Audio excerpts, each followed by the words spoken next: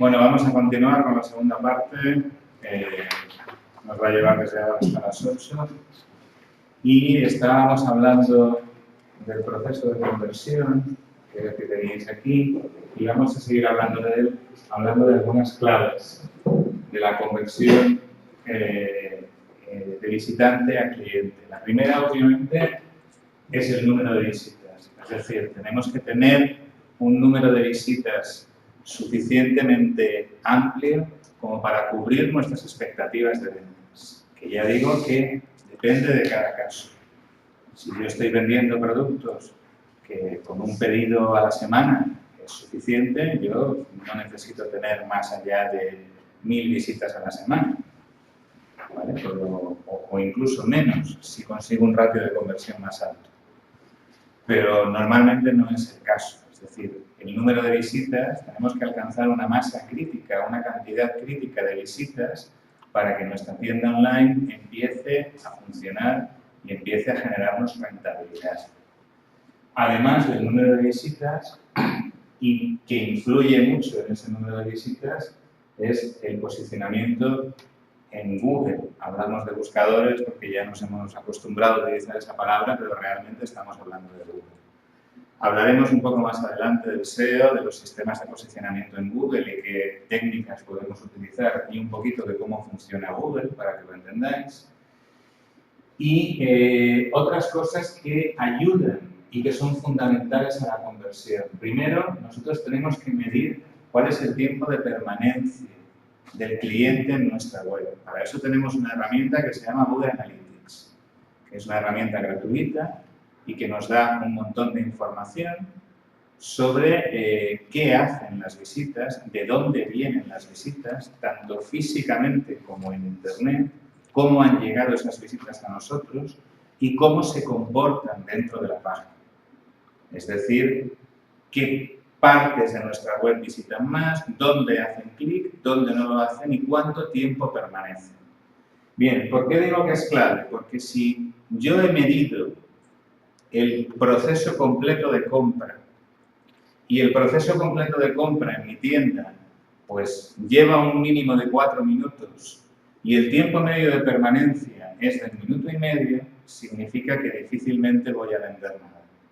Es decir, tengo que hacer algo para que la gente permanezca más tiempo y al mismo tiempo tengo que acortar ese proceso de compra para acomodarlo al tiempo medio de permanencia.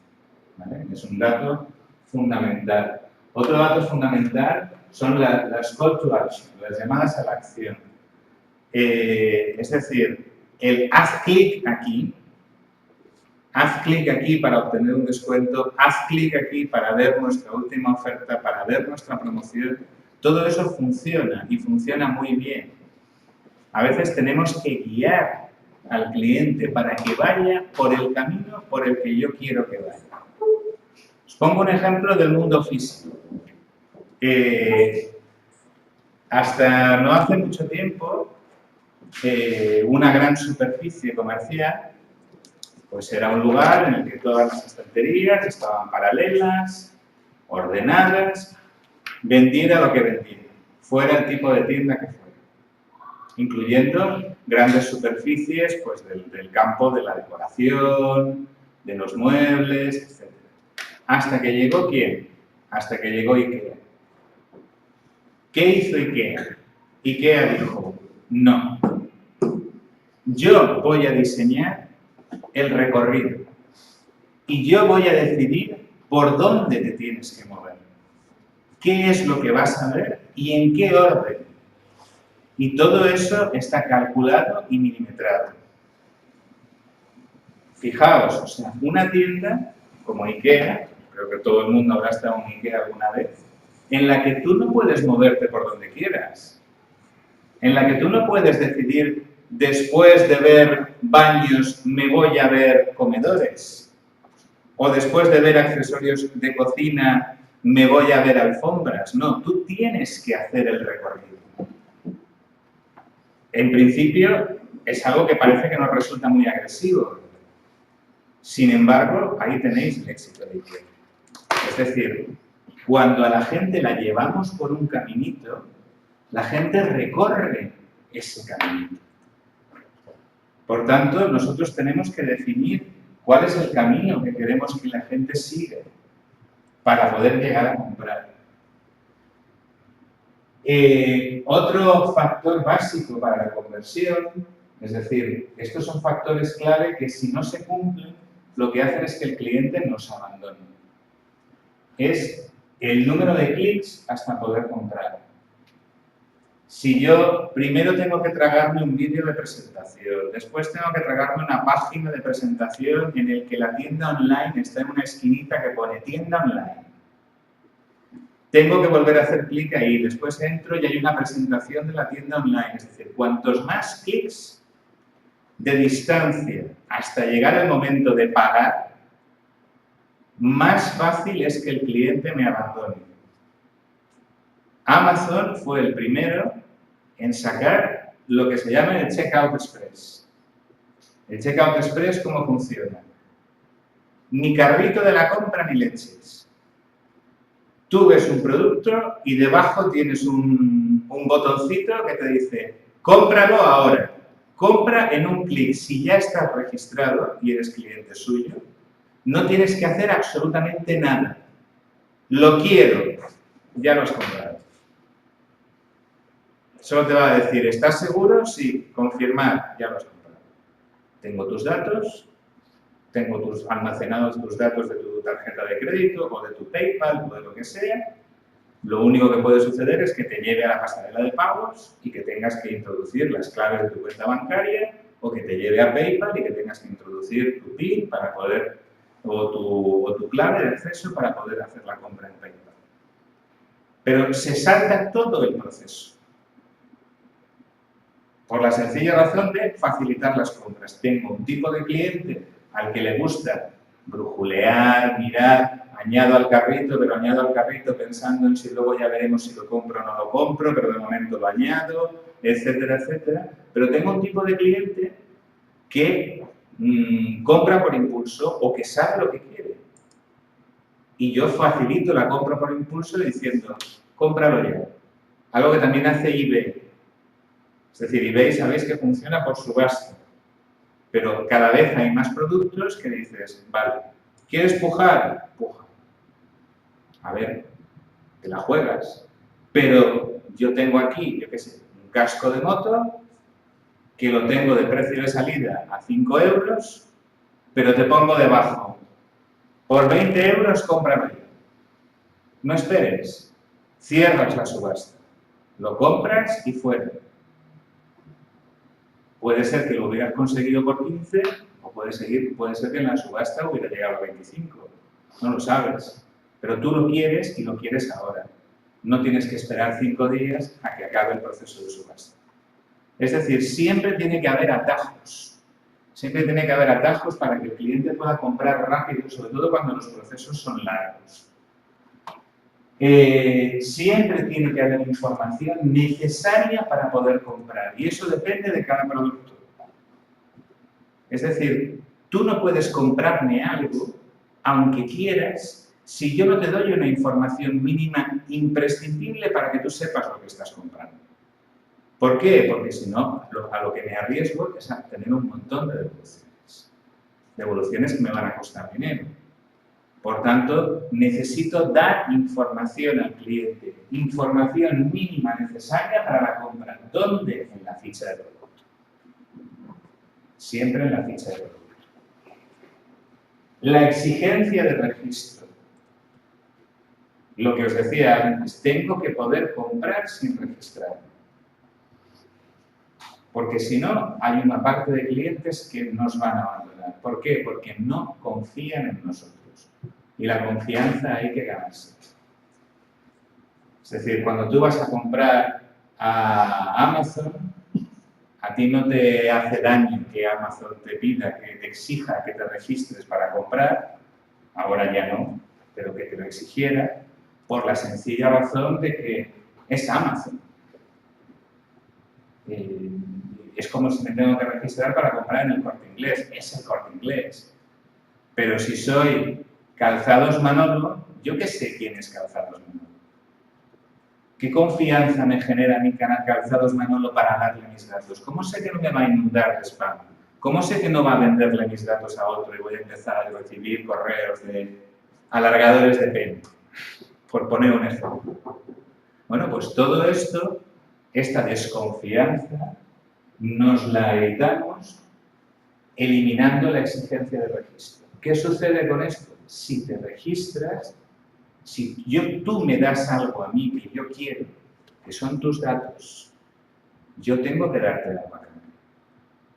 Es decir, el cliente registrado tiene que tener acceso a cosas que el cliente no registrado no tiene. Ofertas, promociones especiales, menores gastos de envío, etcétera, etcétera. Es decir, los datos, esos datos que luego son tan valiosos para nosotros porque nos permiten contactar directamente con el cliente, nos permiten hacer email marketing, nos permiten buscarle en las redes sociales, nos permiten hacer un montón de cosas con ese cliente para comunicarnos con él, esos datos son valiosos para nosotros y por tanto nosotros tenemos que darle algo a cambio. Es decir, Facebook, ¿de qué vive? Google, ¿de qué vive? Viven de los datos. Es decir, Facebook no es gratis. Nunca ha sido gratis. Nosotros le pagamos a Facebook, le pagamos con algo valiosísimo, que es con información. Información que luego ellos venden a los anunciantes. Es decir, yo, si quiero hacer publicidad en Facebook, yo puedo segmentar la publicidad y decir, quiero que mi anuncio solo lo vean mujeres que vivan en Santiago de Compostela y 30 kilómetros a la redonda, que tengan entre 18 y 35 años y que entre sus preferencias esté la moda y los deportes. Y además que estén solteras o casadas, o que tengan hijos o que no los tengan, o que estén en una relación sentimental. Todos esos datos están disponibles para el anunciante, para poder segmentar la publicidad. Por eso, cuando entramos en Facebook, si tú y yo entramos a la vez y vamos a ver lo mismo en Facebook, tú verás unos anuncios y yo veré otros. Porque los datos, y en Google igual, porque los datos que tienen Facebook y Google, míos y tuyos, construyen un perfil digital diferente. ¿Vale?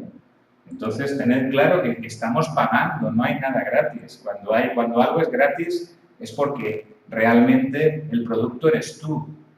Y en este caso el producto son nuestros datos y estamos pagando con datos. Otro problema, los gastos de envío. Ya lo he comentado antes, no voy a seguir con esto. Cuanto menos, mejor. Si podemos permitirnos que no haya gastos de envío, mejor aún.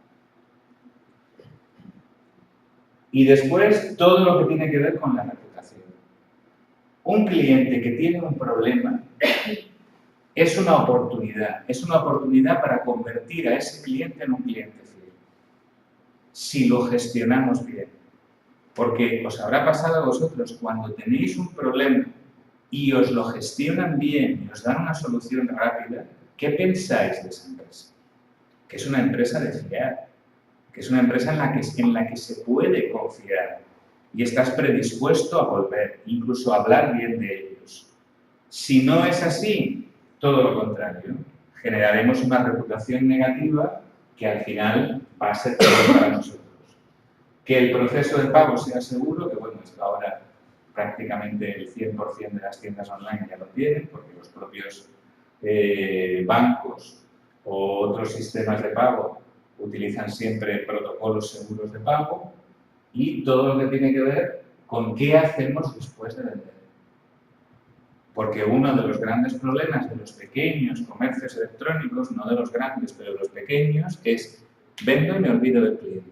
Estoy siempre obsesionado con la captación de cliente nuevo. ¿Y el cliente que ya me compró?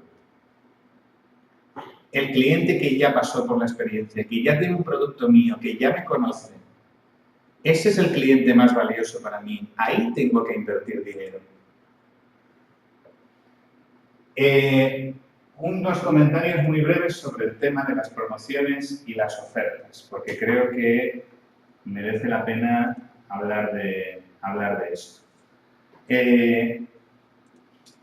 Lo que os había dicho antes es que la promoción y la oferta tienen que tener un precio de caducidad, es esto del final o de la duración, pero hay más cosas. Las ofertas tienen que estar ubicadas en la página de inicio y tienen que estar ubicadas en un lugar destacado. Si tengo varias, puedo ubicarlas cuando entro dentro de una categoría, pero lo ideal es que estén siempre en la página de inicio. Que yo tenga un espacio en mi página de inicio destacado, eso significa, acordaos de lo del zigzag, en el tercio superior de la página, donde yo enseño mis ofertas, mis promociones o mis novedades. Es decir, aquello que le está diciendo al cliente, por favor, dedícame más de 20 segundos. Porque lo que tenemos con un cliente nuevo son 20 segundos. Si en 20 segundos no hemos captado la atención del cliente, el 80% de ellos se marchan.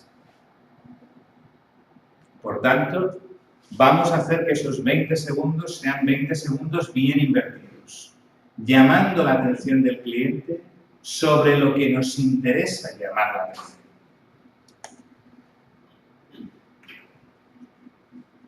No os paséis haciendo ofertas. Para mí, más de 2 ofertas simultáneamente ya es una barbaridad. Lo único que hacemos es dispersar y no focalizar al cliente.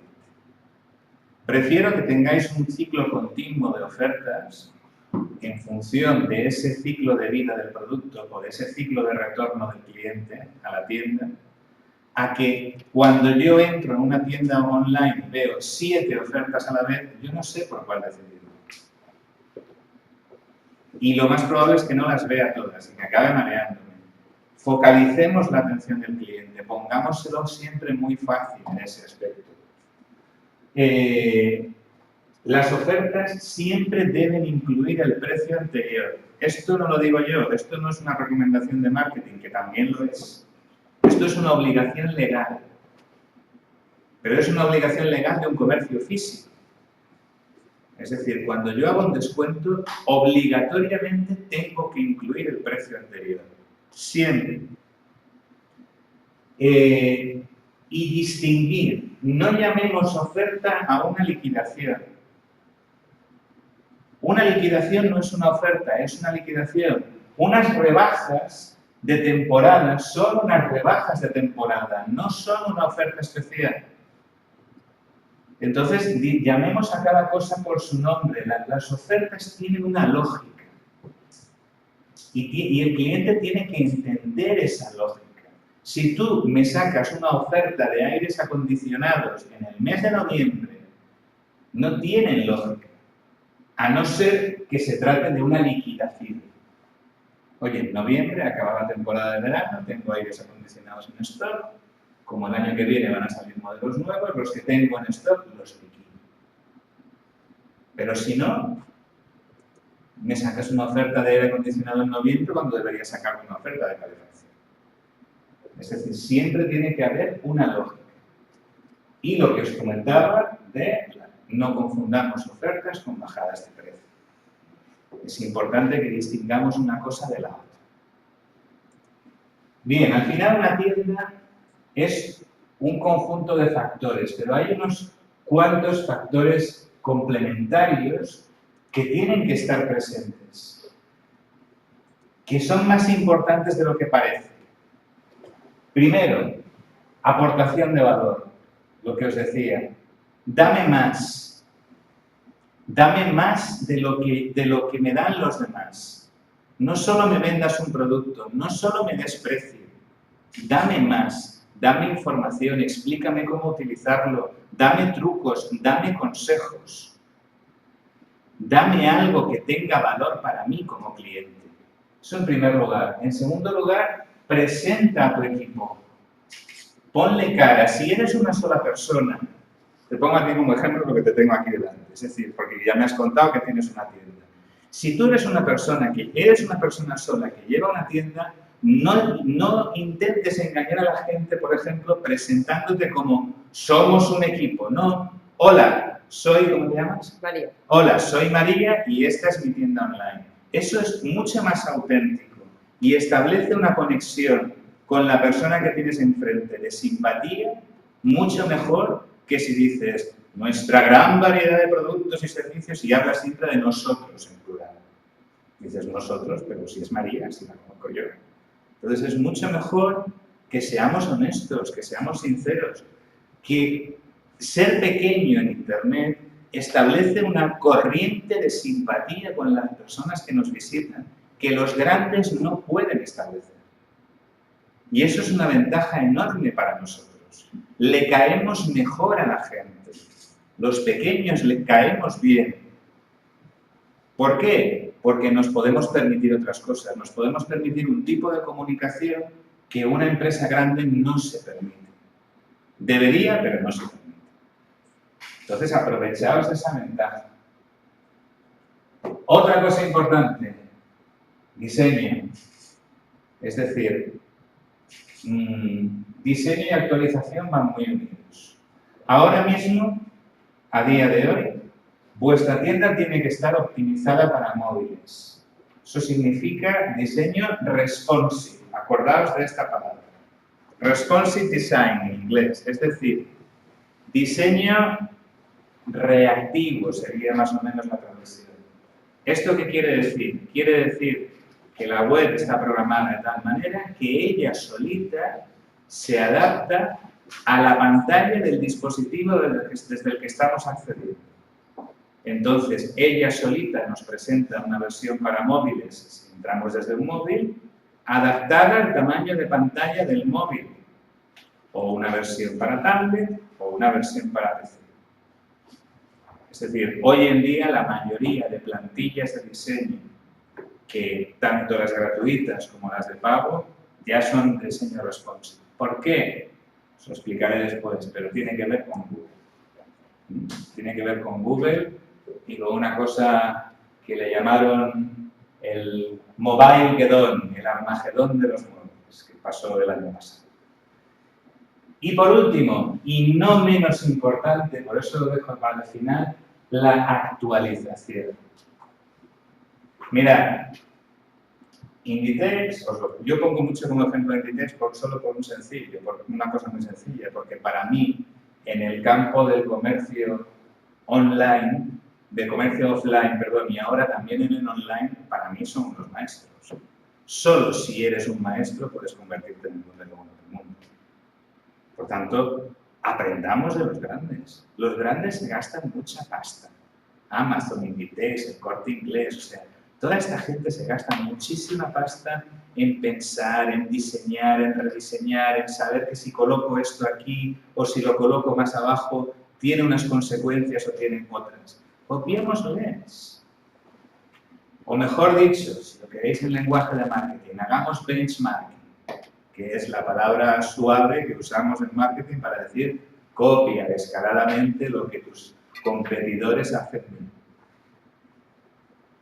Inditex, en sus tiendas físicas, y esto lo habréis visto los que viváis cerca de un Zara o de un Pull&Bear o de cualquier tienda de estas, cada X años, yo creo que es cada 4 o 5 años, ¿qué hace con las tiendas físicas? Las cierra, las echa abajo, deja el ladrillo desnudo y las vuelve a hacer de nuevo. Y eran tiendas que estaban geniales. Y las vuelve a hacer nuevas. Mercadona hace eso con sus supermercados cada 6 años o 7. Es decir, cuando deciden cambiar el diseño del supermercado o el diseño de la tienda, cierran, la tiran abajo y la hacen nueva. ¿Por qué? Porque su inversión en marketing es la tienda. Ni Inditex ni Mercadona, coincide en una cosa, ni Inditex ni Mercadona se gastan un euro en publicidad. No veréis nunca un anuncio en televisión de Inditex, ni un anuncio en televisión de Mercadona, ni una cuña en radio, ni folletos, ni nada de lo que hacen los demás. Todo eso se lo gastan en la tienda, en estar continuamente actualizando. Una tienda online con más razón todavía. Una tienda online es algo vivo, es algo que cambia y es algo que necesita actualizarse constantemente. Porque continuamente salen cosas nuevas, porque continuamente salen protocolos nuevos en Internet, salen sistemas nuevos, porque ahora tenemos la posibilidad que antes, o sea, yo recuerdo hace 4 años, dando un seminario aquí mismo, hacer un streaming como estamos haciendo ahora tan sencillo, era muchísimo más complejo. Es decir, el procedimiento era mucho más complejo, el sonido fallaba, se cortaba, etc. ¿Por qué? Porque el ancho de banda de la red no era el mismo y porque la tecnología no era la misma. Hoy en día, el streaming lo podéis hacer vosotros en Facebook desde vuestro móvil dándole un clic, diciendo quiero retransmitir en directo y empezáis a retransmitir en directo. Bueno, pues esas herramientas hay que irlas incorporando. Hay que irlas incorporando a nuestra promoción, a nuestra manera de promocionarnos. ¿Cómo hacemos para dar por el diseño correcto? Muchas veces, ¿vale?, hagamos una apuesta por un diseño técnicamente correcto y que responda un poco a lo que hemos estado hablando, pero después lo que nos tiene que decir si tenemos o no que cambiar el diseño son los resultados, los clics. ¿Dónde hace clic la gente y dónde no? La analítica. Podemos hacer pruebas. Es decir, yo tengo la capacidad de hacer pruebas, lo que se llaman pruebas A/B. Es decir, bueno, voy a probar con un tipo de diseño en una sección de mi web y con un tipo de diseño distinto en otra. Y voy a ver cuál es más efectivo a la hora de generar clics, por poner un ejemplo. Siempre busquemos que nuestro diseño haga todo lo posible porque el cliente no nos abandone sin comprar. Eso es fundamental. Y integremos las redes sociales. Dejemos que la gente revise los productos. Dejemos que la gente comente los productos. Si sabemos que tenemos un tipo de producto que la gente se va a ir a buscar a Internet para ver las opiniones, para ver los comentarios, ¿por qué no traer esas opiniones y esos comentarios a nuestra web? Bien porque los hagan los propios compradores, les dejemos un espacio y les invitemos incluso por correo electrónico. Por favor, si no te importa, nos gustaría mucho que entraras y hicieras una revisión del producto y nos dijeras lo que piensas de él. Porque eso nos ayuda a mejorar y además, oye, te vamos a dar un cariño, que es un descuentito, un vale, un código, cualquier cosa. Con eso, ¿qué conseguimos? Conseguimos que si hay revisiones del producto, y no borrar las malas, si hay revisiones del producto en mi web, consigo que el cliente no se vaya a otro sitio a ver qué opiniones hay sobre ese producto. Porque puede ser que en ese otro sitio intenten venderse. Con lo cual, vamos a hacer que quede dentro de la web. Y las redes sociales tenéis que utilizarlas mucho más allá de un espacio meramente promocional. En las redes sociales y en el blog es donde yo aporto valor, donde yo demuestro solvencia y competencia técnica, donde yo le demuestro a mis potenciales clientes que sé de lo que estoy hablando, que soy especialista en lo que vendo y les aporto valor. Si yo me dedico, como se dedican muchísimas empresas, en su Twitter y en su Facebook, a continuamente estar rebotando y retuiteando contenido que han creado otros, ¿qué valor estoy aportándole yo al cliente? Muy poco. Yo no estoy generando ninguno. O sea, no está mal utilizar contenido externo, pero si utilizáis contenido externo en vuestras redes sociales, añadid algo de vuestra cosecha. No le deis al clic a retuitear. Retuiteo, pero comento. Comparto en Facebook, pero comento. Y sobre todo, yo creo contenido. ¿Que os cuesta mucho escribir un blog porque vale, porque nunca tenemos tiempo, porque escribir lleva tiempo y tal? Usad una cámara de vídeo. Usad la webcam de vuestro ordenador. Colocaos delante y haced un vídeo de 2 minutos. Máximo 3, videoblog. llega más lejos, lo ve más gente, es más fácil de hacer, y si me apuráis, hasta podéis ganar dinero con ello. Con lo cual, fijaos si el vídeo tiene ventajas. Lo que os decía en tendencias, la web tiene que ser responsive, tiene que adaptarse. Después, vender a través del móvil. Vender a través del móvil tenemos dos opciones. Una, el HTML5, que bueno, que ahora ya con lo de la web responsive más o menos es lo mismo. Es decir, yo puedo tener una web optimizada para móviles o puedo tener una aplicación móvil. Desarrollar una aplicación móvil desde la que se vende. Las aplicaciones móviles para vender productos físicos no suelen funcionar. Salvo si eres Amazon o si eres alguien con mucho prestigio o eres eBay, no suelen funcionar. Lo que suele funcionar para vender a través de aplicaciones móviles es la venta de servicios. Es decir, de cualquier tipo. Los servicios es mucho mejor tener una aplicación móvil desde el que la gente pueda demandar ese servicio. Desde un taxi hasta un fontanero o cualquier tipo de servicio que vosotros podáis prestar. Más tendencias que van perdiendo fuelle. Estuvo muy de moda la gamificación, es decir, convertir la venta en un juego. Te doy puntos, cuando te doy puntos ganas un premio, y cuando te doy un premio compites y hacemos un juego con otros. Bueno, esto cada vez se lleva menos, pero todavía sigue funcionando en algunos casos. Otra tendencia que nunca ha acabado de cuajar, pero que acabará cuajando, el social commerce, es decir, el social commerce, el comprar directamente sin salir de Facebook. Fundamentalmente es Facebook quien está en ello. Ha hecho varios intentos, hasta ahora no ha funcionado, ahora está haciendo otro intento para competir con Wallapop y con todas estas aplicaciones de venta de productos persona a persona. Yo tengo algo que vender y Facebook también tiene, ahora en sus grupos, puedes crear grupos de ventas en el que creamos un grupo para vender cosas, ¿vale? Otra cosa que nos permite el comercio electrónico y que probablemente estaría fuera del alcance de cualquier pyme es que yo puedo abrir mañana una tienda en farmacia. Ahora, no esperéis que con la internacionalización hay un problema. No es un buen enfoque el tener una web multilingüe con 7 banderas en las que tú pinchas en la bandera y se traduce. No es un buen enfoque. El enfoque es, dime de qué país eres y yo te enseño la tienda online para tu país. ¿Por qué? Porque cada país es distinto. Y las tendencias, sobre todo en cuestiones de modas y cosas, son diferentes en cada país.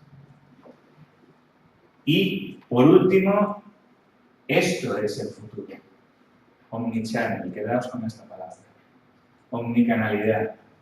Da igual por dónde llegue el cliente. Da lo mismo. Al cliente le atendemos siempre de la misma forma. El cliente se siente igual de atendido, el cliente tiene acceso a los mismos servicios, el cliente puede hacer lo mismo, tanto si viene a mi tienda física, como si viene a través de internet, como si viene a través del móvil. En todos los casos el cliente, además, tenemos bases de datos integradas. A lo que caminamos es hacia un tipo de tienda inteligente, que es en lo que están trabajando las grandes cadenas, es decir, un tipo de tienda que sea capaz de reconocer al cliente cuando entra por la puerta, bien por una aplicación móvil, bien por un NFC, bien por la tarjeta de crédito cuando va a pagar, es decir, un tipo de tienda que sabe quién eres y sabe lo que has comprado. Y por tanto la propia tienda te puede mostrar sugerencias, exactamente igual que haría una tienda online. podemos combinar muchas cosas. Yo puedo en una tienda física decirle a una persona, cuando se me agota un producto, yo puedo poner un cartelito, si no encuentras lo que buscas, lo tenemos en Internet. Si quieres más información, escanea este código QR con tu móvil y yo te abro la ficha de producto en mi tienda online, te abro la ficha de producto, porque a lo mejor en el mostrador para atenderte hay un montón de cola y tú necesitas una información. Y yo te puedo decir, cómpralo ahora y recógelo en la tienda. Y cuando llegas, mira, quiero recoger lo que acabo de comprar. Todas estas cosas se están empezando a poner en marcha y están empezando a funcionar. Y este es el futuro del comercio. El futuro del comercio es que no haya separación. Es decir, que el comercio electrónico y el comercio físico estén completamente integrados. Y que además el móvil sea una herramienta para todo eso. El móvil será la herramienta identificativa. Ya hay más de uno que he leído por ahí y estoy de acuerdo en que lo más probable es que de aquí a unos años los números de DNI desaparezcan. Y nuestro identificador ante la administración y ante todos sea nuestro número de teléfono, nuestro número de móvil. Nuestro DNI será nuestro móvil. Así de sencillo. Bien, vamos a ver lo que no debes hacer. Y ahora os voy a enseñar ejemplos de todo. No debes usar imágenes pequeñas, poner una sola imagen por producto. Es decir, enseñar mal el producto es invitar a no comprarlo. Si no tienes productos destacados, pues no hay nada que destaque. Con lo cual yo tendré que buscar la vida para ponerme a brujulear por tu web. ¿Eso hará que compre más? No, eso hará que compre menos. Y hará que me canse antes. O hará que compre algo que no es lo que a ti te interesa más. No dar información completa sobre el producto, ya lo sabéis. Esta me gusta mucho, usar mensajes generalistas y no distintivos. Esto vale también para los que tengáis una tienda física. Tenemos el mejor equipo de profesionales que te proporcionará la mejor atención y el mejor servicio. ¿Cuántas veces habéis oído esto? ¿Cuántas veces al día habéis escuchado este mensaje? La más completa gama de productos con la máxima calidad al mejor precio. ¿Cuántas veces al día escuchamos este mensaje? A base de repetir un mensaje, ese mensaje no significa nada. Porque no conozco ninguna empresa que no diga eso de sí misma. No conozco ninguna. Por tanto, no caigáis en presentaros a vosotros de esa manera. Uno tiene que presentarse diciendo aquello que le hace diferente de los demás. Acordaos del huevo de lunares del principio.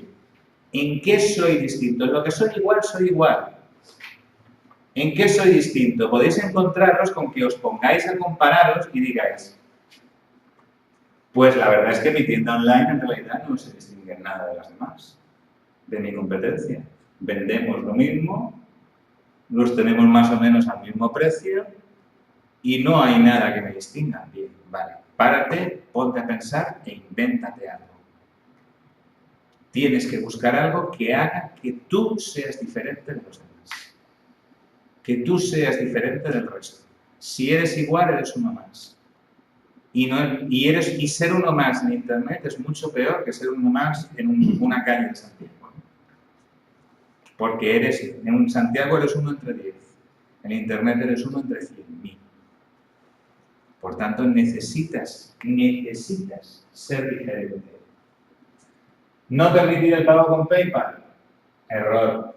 No informar de gastos de envío hasta el final. Carrito abandonado. Cobrar siempre los gastos de envío. Compre lo que compre. Carrito abandonado.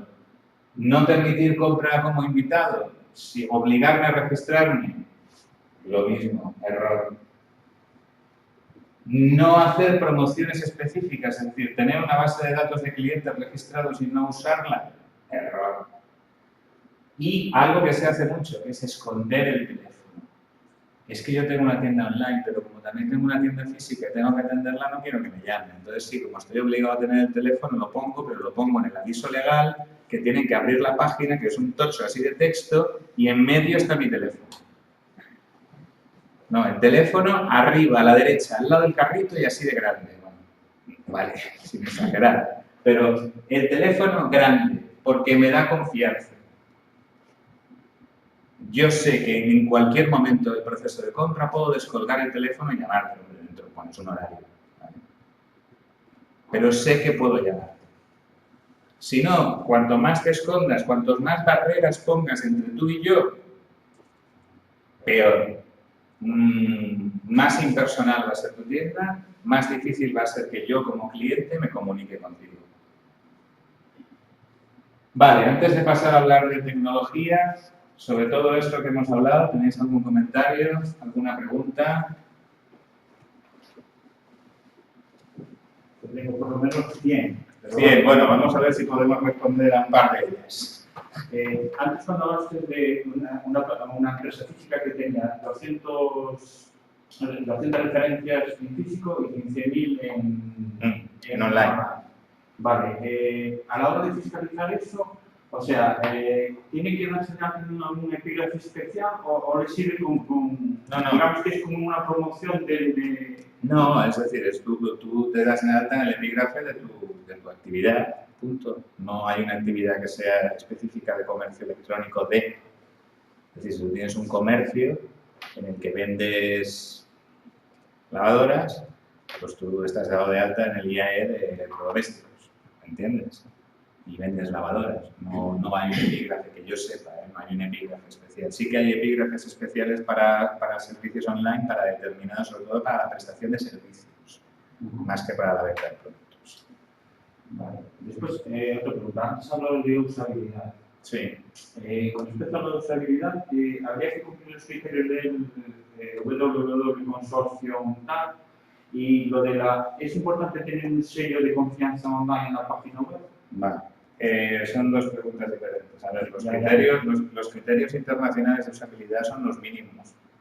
Yo lo que te pido es que vayas más allá de eso. ¿Entiendes? Tú me estás hablando, cuando me hablas de esos criterios, creo que me estás confundiendo con accesibilidad.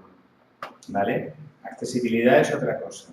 Accesibilidad es que tu web, o sea, las webs oficiales, las webs de organismos oficiales están obligadas por ley a ser accesibles para personas con discapacidades visuales y auditivas.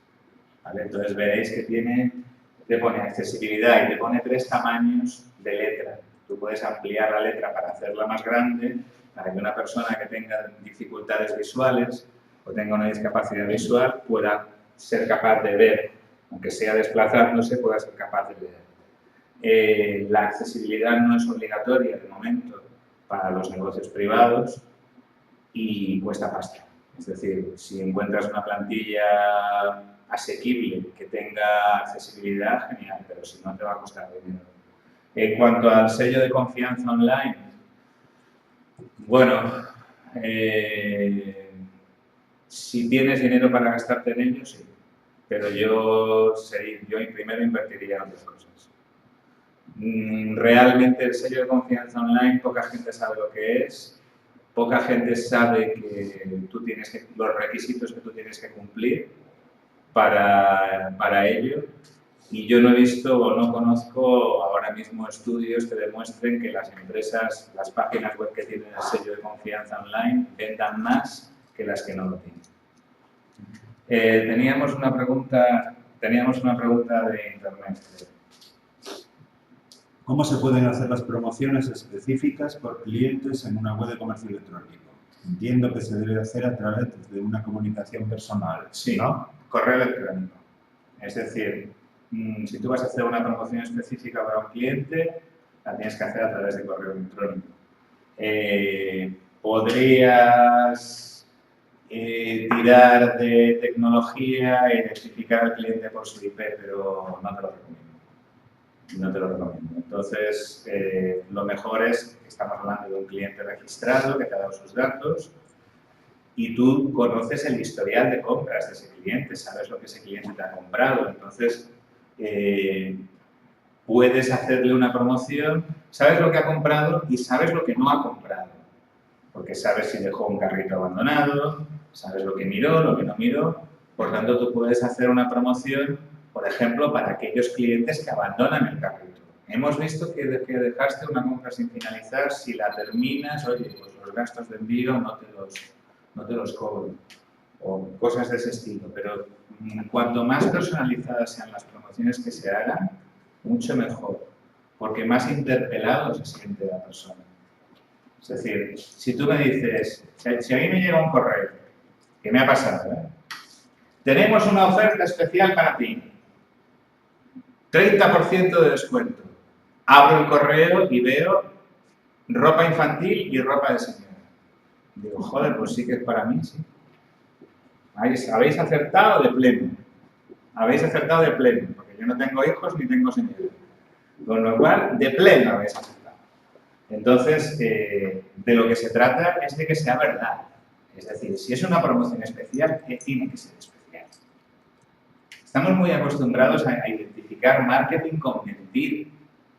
Y no es verdad. El buen marketing no tiene nada que ver con las mentiras. El buen marketing es decir la verdad, decirla bien y decirla en el momento adecuado. Mentir es otra cosa. Mentir es un truco de charlatán.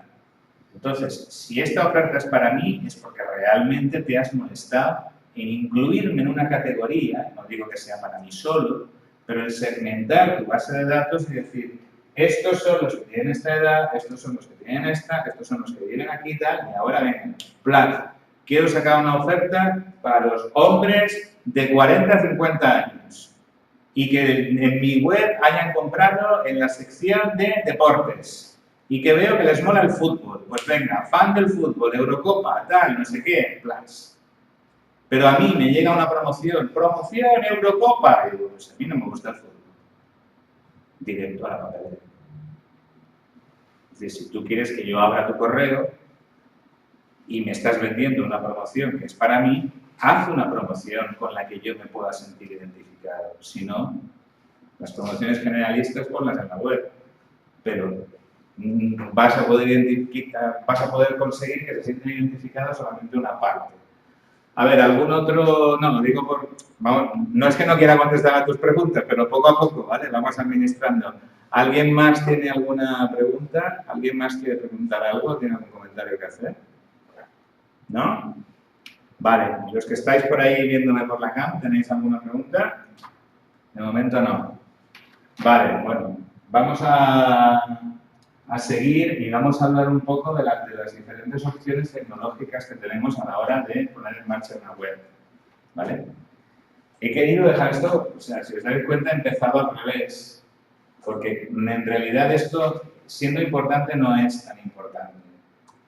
Y normalmente cuando hablamos de montar una web de e-commerce, de comercio electrónico, perdemos muchísimo tiempo en decidir si es Cloud, si es PrestaShop, si es Magento, si es no sé qué, si es no sé cuánto, cuando lo importante no es tanto el continente como el contenido, ¿no? Pero bueno, vamos a ver las diferentes opciones tecnológicas. En principio, una tienda online, ¿qué es lo que tiene? Bueno, pues tiene una plantilla de diseño, es decir, un front page, lo que la gente puede ver, y tiene un back office, que es la plataforma de gestión. Es algo a lo que solo accede el propietario o las personas autorizadas y es donde yo doy de alta productos, doy de baja de productos, donde yo gestiono con mis proveedores, donde yo gestiono mi inventario, cambio los precios, creo ofertas, etcétera, etcétera. Es decir, donde yo gestiono mi tienda online. ¿Vale?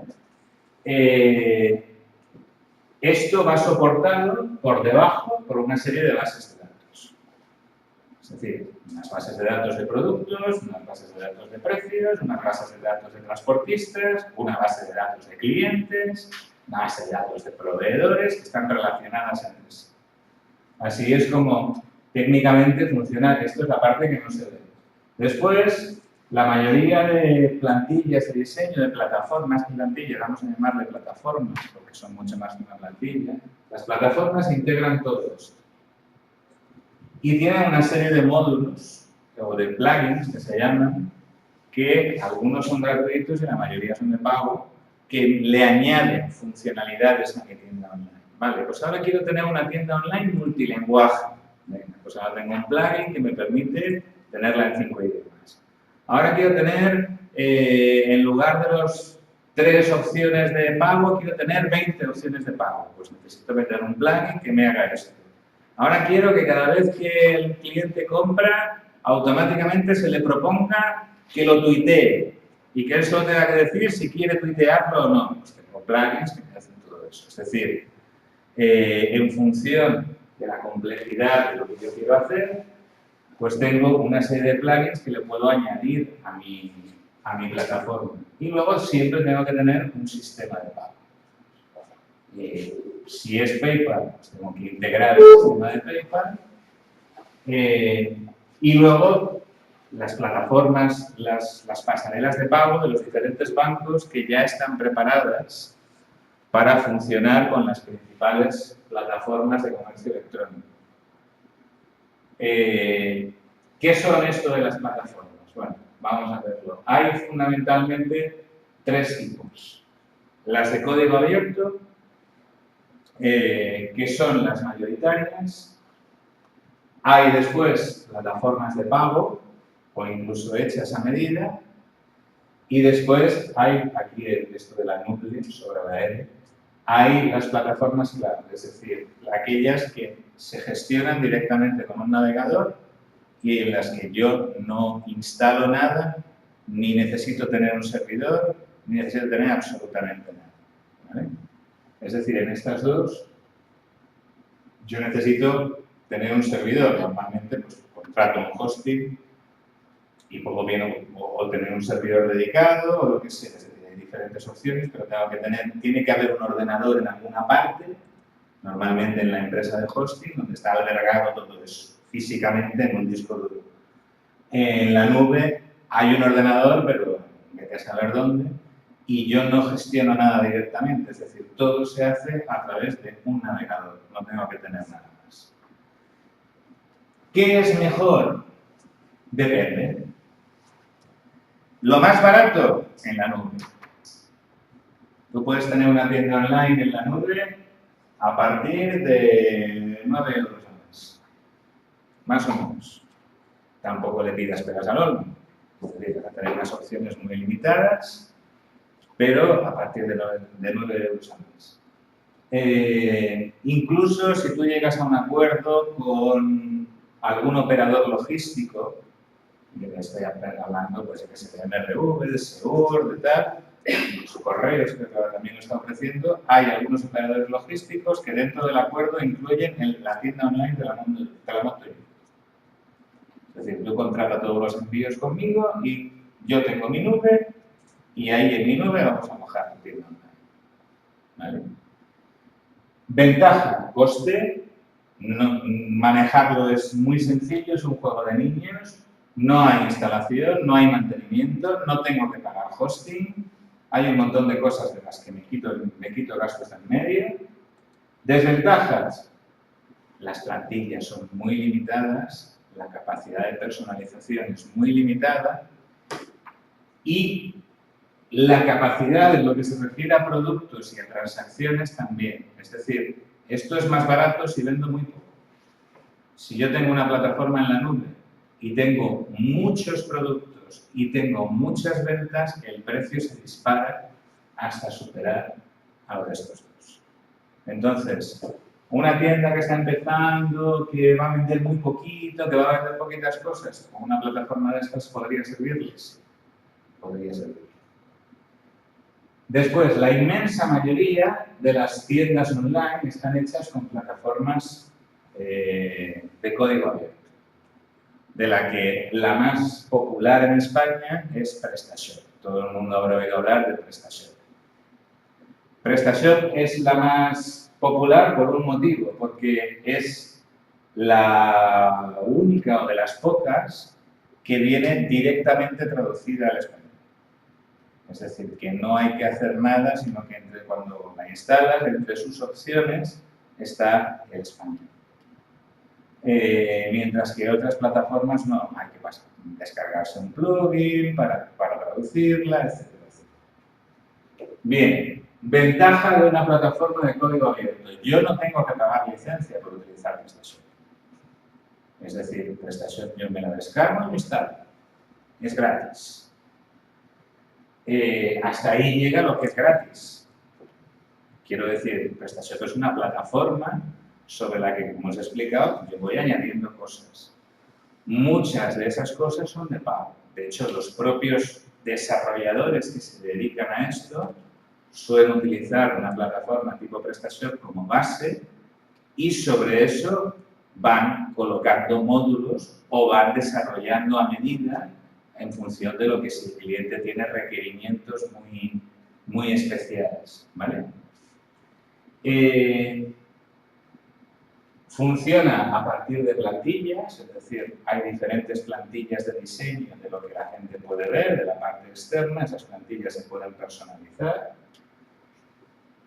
y son más complejas técnicamente, suelen tener costes de adaptación y suelen tener costes de instalación. ¿Por qué? Porque necesitas, si empiezas de cero no, pero a veces cuando se trata de instalar eso, cuando ya tienes una serie de bases de datos creadas, pues hay que migrar esas bases de datos, o a veces tú tienes un sistema de gestión en tu tienda, porque tú tienes una tienda física y tienes un ERP, tienes un sistema en que te gestiona la tienda y quieres integrar ese sistema con, por ejemplo, PrestaShop. Bueno, esa integración no es automática. Esa integración, alguien tiene que escribir un programita para conectar, para empalmar los dos extremos, ¿vale? Y eso tiene un costo.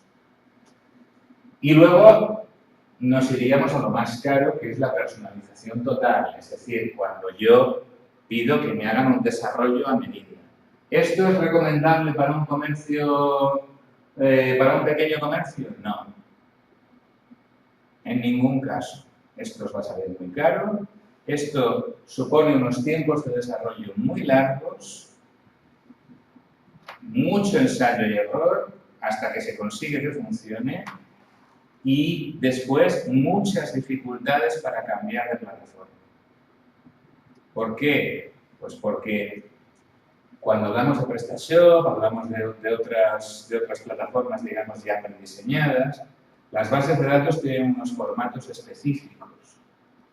Aquí, el desarrollador puede darle a la base de datos el formato que le dé la gana. Y después exportar esa base de datos es complejo.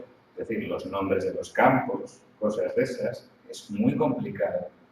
Entonces, yo he tenido clientes que estaban cautivos y prisioneros de una empresa con la que no estaban contentos, que les había hecho un desarrollo a medida y querían migrar a PrestaShop, pero claro, el problema era que no les daban la posibilidad de migrar así tan fácil. ¿Vale? Entonces, desarrollos a medida, si eres el Corte Inglés, incluso, quiero decir, muchas de las grandes tiendas online que estáis viendo ahora están hechas basadas en una plataforma de código abierto por debajo. Y lo que hay encima es una capa de personalización que sí está hecha a medida, pero el corazón de la tienda online sigue siendo una plataforma tipo PrestaShop o Magento o las que sean. Aquí tenéis, bien, las más populares en código abierto que podéis encontrar por ahí. La más popular en España es PrestaShop. Mi favorita es por prestaciones, por capacidad, por actualización, por lo que permite hacer y no hacer, sin lugar a dudas es Magento, que es mucho menos popular en España porque está en inglés. Pero si me preguntáis mi opinión, Magento es infinitamente mejor que PrestaShop. ¿Vale?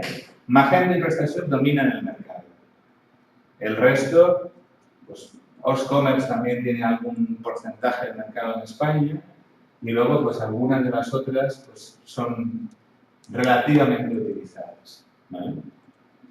Pero si os fijáis más, si habláis con un desarrollador, el problema es que en España desarrolladores en Magento vais a encontrar bien pocos. Es decir, la inmensa mayoría de la gente que trabaja construyendo o creando tiendas online lo hace usando PrestaShop. Tendríamos otro aquí que añadir, que es WordPress. Es decir, WordPress es un sistema pensado al principio para crear blogs.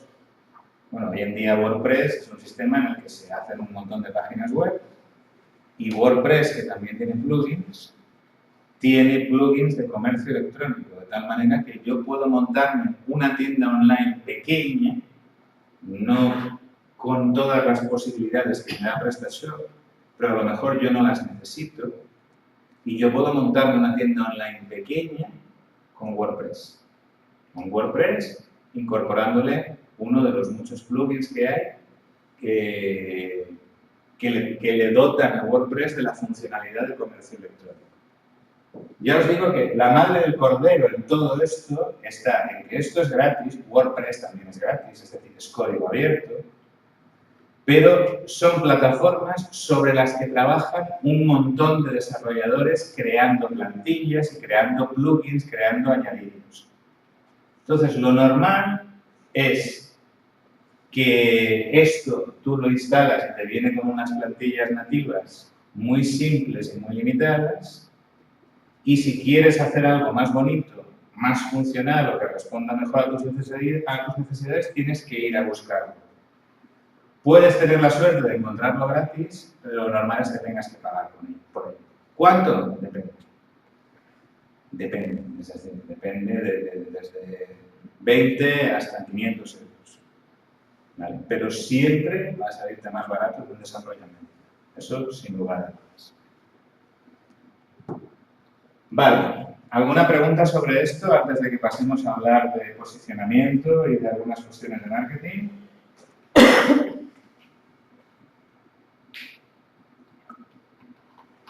Bueno, pues continuamos.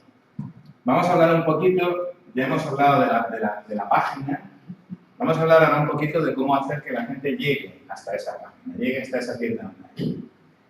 Lo primero es el posicionamiento. Todos habéis oído hablar seguro de estos conceptos de SEO y de SEM, ¿verdad que sí? A lo mejor SEM menos que SEO. Bueno, voy a intentar explicarlo. Los dos tienen que ver con Google. Y los dos tienen que ver con el posicionamiento. Partamos de una base. Si no estás en Google, no estás. No existes. Si no apareces en los 10 primeros resultados de Google, pierdes el 80% de tu capacidad de generar visitas. Resultados de Google cuando alguien escriba un término de búsqueda. Es decir, el posicionamiento se hace a partir de una palabra clave. Os lo explicaré después con más detalle. Si apareces, ¿quién está por encima de ti? Eso tenemos que verlo. ¿Cómo funciona Google? Google es un robot. Google es un robot que periódicamente lee las webs. Lee el código de la web, no lee la web. Google no sabe reconocer imágenes. Google no puede leer un texto que está incrustado dentro de una imagen con un Photoshop. Para eso, para Google es una foto. Y lo único que Google lee es el título de la fotografía. ¿Vale? Google revisa la web, lo compara con la última versión que tiene guardada en su memoria, en su caché de la web, de la última revisión que hizo, y dice, ¿hay o no hay novedades? Si hay novedades, las indexa, y si no hay novedades, lo deja como está. Sí, pregunta. En término medio, ¿cuánto puede costar una tienda electrónica ponerla en marcha?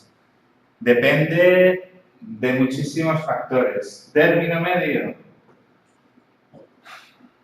Es muy difícil dar una cifra aproximada. Si hablamos de una tienda para una pyme hecha con PrestaShop y que no necesite grandes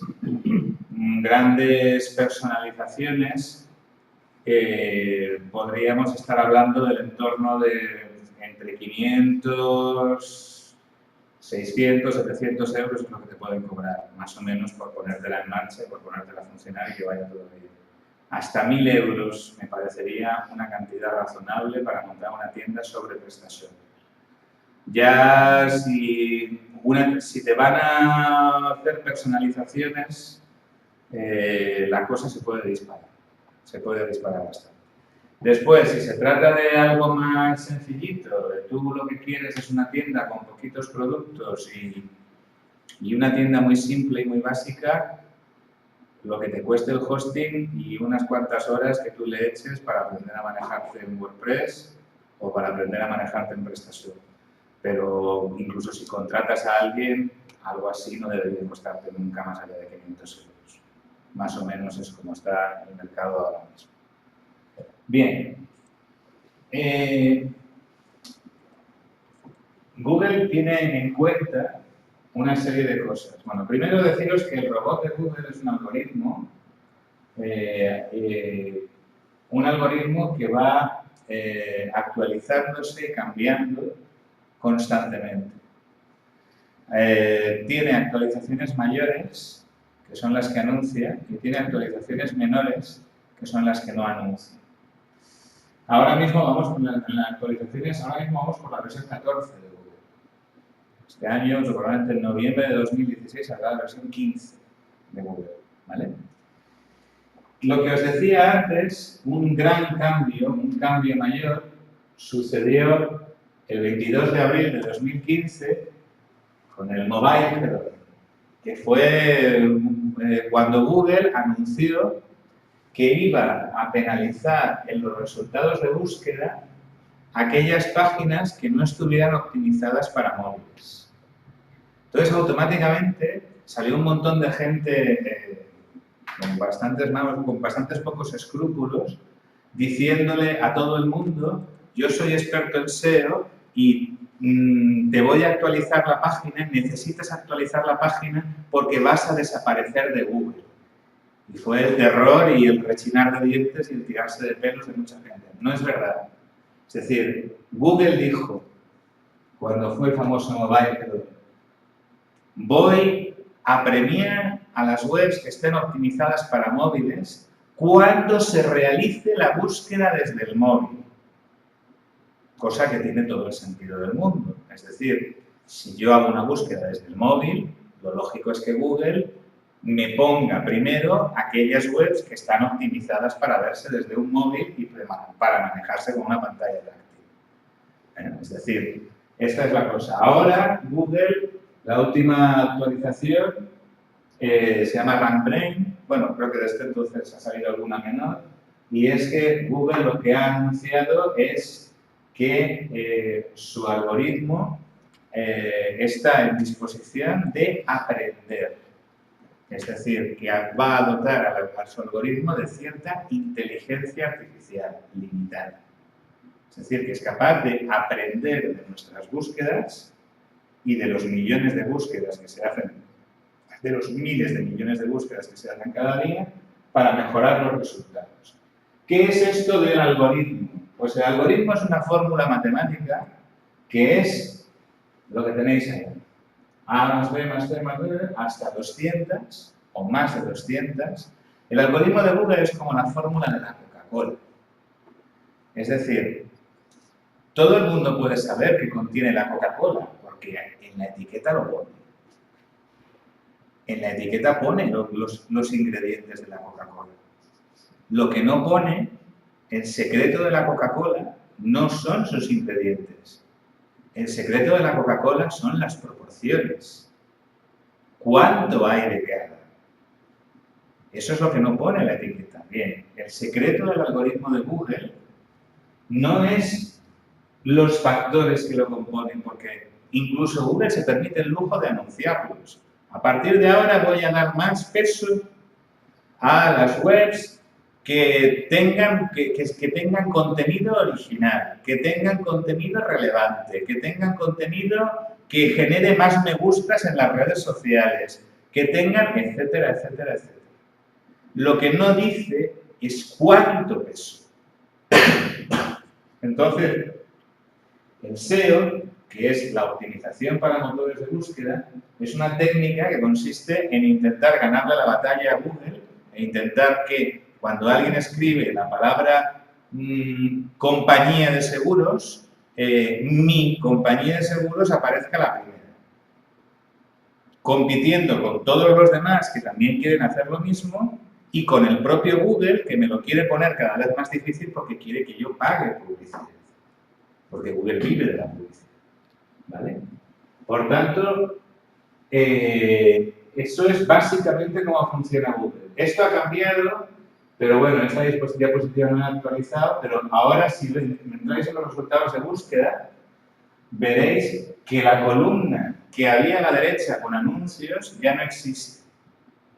Es decir, ahora los anuncios, que son los que se llaman SEM, es Search Engine Marketing, es decir, marketing en buscadores, o sea, anuncios de pago. Ahora solo aparece arriba y abajo, pero ya no aparecen en el lateral derecho. Este es un cambio que hizo Google hace unos meses. Cuando yo escribo viajes, veis que me aparecen anuncios y tengo estos 3 primeros, pueden llegar hasta 4, que son anuncios. Este es el primero que está posicionado con posicionamiento natural, con SEO. Mi objetivo con el SEO está aquí. ¿Vale? Bien. ¿Cómo consigo estar ahí? A través de palabras clave. Es decir, para posicionarme tengo que conocer a mis clientes. Y tengo que saber qué van a escribir mis clientes o qué escriben mis clientes cuando quieren buscar un servicio o un producto como el que yo ofrezco. Por ejemplo, yo tengo un cliente que es una correduría de seguros. Entonces ellos estaban empeñados en posicionarse en seguros de autos. ¿Por qué? Porque dentro de la jerga del seguro, a los seguros de coches se les llama el ramo de auto. Y entonces ellos siempre hablan de seguros de autos. Pero eso es una jerga interna de ellos. Hay una herramienta que es un comparador de palabras clave que tiene el propio Google, que te permite escribir una lista de palabras clave y te da una estimación de cuántas búsquedas ha tenido esa palabra clave en el último mes. Entonces yo les hice la comparación. Mirad, seguros de autos, seguros de coche, seguros de automóvil. Seguros de autos lo habían buscado en España 1000 personas en un mes, seguros de coche lo habían buscado 250.000 y seguros de automóviles lo habían buscado 15.000. Entonces, obviamente, tienes que intentar posicionarte en seguros de automóvil, pero tienes un problema, que es que estás compitiendo contra todo el mundo que se quiere posicionar ahí. Entonces, muchas veces, cuando tú quieres intentar posicionarte en una palabra muy competida, lo que tienes que hacer es añadirle apellidos. Es decir, yo renuncio a competir por seguros de coche, porque sé que haga lo que haga, que como no me gaste una enorme cantidad de dinero en estar ahí metido, no voy a conseguir nunca estar entre los 10 primeros, porque está Mafre, están los grandes. Pero sí quiero competir en seguros de coche, en seguros baratos de coche, o en seguros de coche en Galicia. Y si quiero competir en seguros de coche en Galicia, a lo mejor yo digo, yo compito a nivel nacional, pero voy a competir en seguros de coche en Galicia, seguros de coche en Castilla y León, seguros de coche en Murcia, seguros de coche en Valencia. Voy a hacer una estrategia de, en lugar de uno muy grande, muchos más pequeños. Y al final puedo conseguir lo mismo. Eso se llama una estrategia long tail, larga cola. ¿Vale? Por tanto, necesito conocer muy bien a mis clientes para poderme posicionar y para saber lo que escriben en Google y a partir de ahí tomar decisiones. Número 2. El SEO es algo que cambia todos los días. Y el trabajo de SEO no se acaba nunca. ¿Por qué? Porque Google está continuamente cambiando su algoritmo. Número 1. Y número 2, porque mis competidores no se quedan quietos. Entonces, el SEO es un trabajo constante. Si alguien nos dice, yo te cobro 100 euros por posicionarte la página y ya te la dejo posicionada, cosas que yo he oído. Mentira. Te la dejarán posicionada un mes. Al cabo de un mes perderás el posicionamiento. ¿Vale? Es decir, el SEO es un trabajo continuo. ¿Qué puedo hacer si yo quiero aparecer en seguros de coche? Pagarle a Google. Utilizar Google AdWords, que es un sistema de publicidad, para que en esos 3 resultados de búsqueda de arriba o en esos 3 de abajo aparezca mi anuncio. ¿Cuánto tengo que pagarle a Google? Yo le pago a Google por cada clic. Es decir, no por las veces que aparece el anuncio, sino por cada vez que alguien hace clic en él. Mi anuncio puede aparecer 1 millón de veces. Si nadie hace clic en él, no me va a costar nada. Google me va a cobrar por cada clic. ¿Cuánto me cobra por clic? Es un sistema de subasta. Google no me dice cuánto me cobra por clic hasta que me va a cobrar. ¿Me explico? Yo le digo a Google, yo ofrezco, quiero posicionarme en esta palabra y me quiero gastar 10 euros al día. Y Google me dice, vale. Al día siguiente miro los resultados y veo, vale, me he gastado 10 euros y he obtenido 10 clics. Cada clic me ha costado 1 euro. Si intentara posicionarme en la palabra seguros, para que os fijáis, para que os deis cuenta de lo importantísimo que es el posicionamiento, la palabra, posicionarse en la palabra seguros, a secas, en España, cuesta, dependiendo del día, entre 5 y 10 euros. Cada clic. Las compañías de seguros le pagan a Google entre 5 y 10 euros por cada clic que la gente hace en ese anuncio. Pero es que posicionarse en Estados Unidos en la palabra seguros, en inglés, cuesta $70. Las compañías están dispuestas a pagar 10 veces más, $70, la palabra más cara. $70 porque tú hagas clic y visites su página, teniendo en cuenta que de cada 1000 visitas van a obtener 30 pólizas de seguro. Es decir, las compañías están dispuestas a perder dinero los 2 primeros años a cambio de que tú te quedes como cliente. ¿Vale? Bueno, esto es para simplemente, esto es un estudio de eye tracking hecho con unas gafas que identifican a dónde miras, para que veáis primero lo que os decía antes, de que el primer sitio donde uno mira es arriba a la izquierda, y segundo, para que veáis la importancia de estar en los primeros resultados de la búsqueda de Google. Esto que hay al fondo son resultados de búsqueda de Google. Fijaos dónde mira la gente y fijaos dónde no mira ni Dios. Y fijaos también por qué Google ha acabado eliminando la columna de la derecha y centrándose en cobrar más por el espacio por el que realmente puede cobrar más. ¿Vale? Bueno, esto, como luego lo tendréis colgado, nada, simplemente que sepáis que Google tiene una serie de comandos que me permiten, cuando yo creo una página o hago una actualización mayor de la página, yo puedo pedirle a Google que venga a visitarme.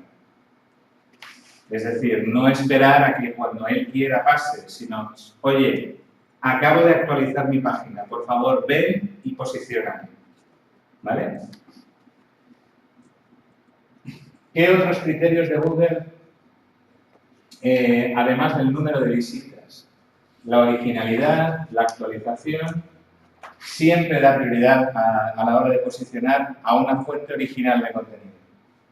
Si yo tengo un blog, como hace mucha gente, voy a montar un blog, y lo que hago en mi blog es copiar lo que ha hecho gente en otros blogs, como si no lo tuviera, porque Google va a posicionar, sabe cuál se publicó primero.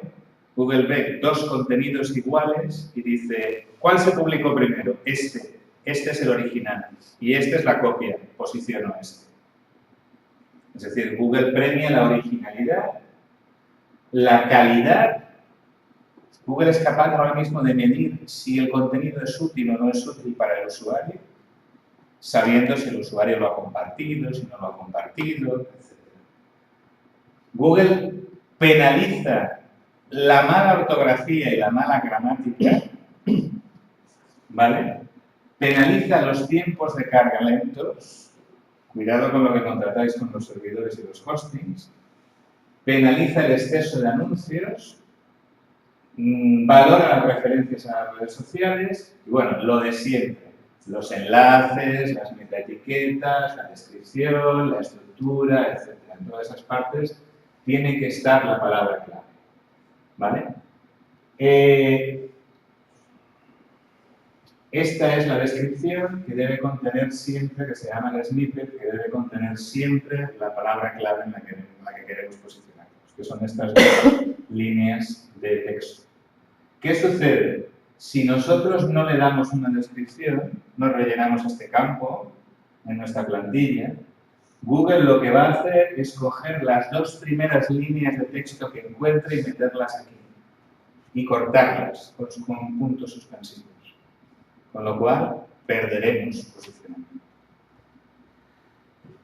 Vale, este es un ejemplo para que veáis, esto es lo que Google ve de una página web. Esto es lo que Google lee. El texto, el código que hay detrás, el código HTML que hay detrás. ¿Vale? Y tener siempre esto presente. Google castiga el exceso de SEO. Es decir, desde hace unos años ya, Google se dio cuenta que había gente que era muy profesional con esto del SEO. Y que les iban pisando los talones. Y que también había fugas de información, porque claro, esa información vale mucho dinero. Entonces dijo, sí, perfecto. Cuando yo detecto una página en la que todo está milimetrado para posicionarte, en la que la palabra clave aparece en todas partes, aparece tal, automáticamente digo, exceso de SEO, para abajo. ¿Por qué? Porque esta página no es natural. Solo para que os hagáis una idea, el margen en el que uno se mueve en un bloque de texto para incluir palabra clave y que Google no lo considere por arriba exceso de SEO y por abajo que no la cuente, ¿vale? Nos estamos moviendo en un margen que va entre el 1 y el 3% del texto. Es decir, un texto de 1000 palabras, esa palabra clave en la que nos queremos posicionar debería aparecer no menos de 10 veces, pero no más de 30. Es decir, nos movemos en un margen muy estrecho. Bien, vamos a acabar esto rápido para dejar paso a preguntas y poneros algunos ejemplos. El marketing en Internet, que es algo fundamental si queremos vender, no solo es SEO y es publicidad. Ahora mismo hay otras cosas. Ahora mismo está la publicidad en Facebook. La publicidad en Facebook ahora mismo, a igualdad de inversión, es más barata y más eficaz que la publicidad en Google, lo cual es un enorme problema para Google. Está todo lo que hagamos en las redes sociales, y ya os he comentado algunos criterios.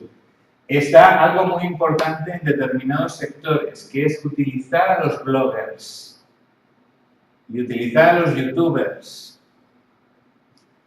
Yo escribí el otro día en un blog que me pidieron que hiciera un análisis de la presencia en Internet en las redes sociales de los 5 partidos políticos más mayoritarios en España, y yo decía que si fuera por el número de seguidores, las elecciones generales las ganaría el Rubius. ¿Sabéis quién es el Rubius? ¿Habéis oído hablar del Rubius?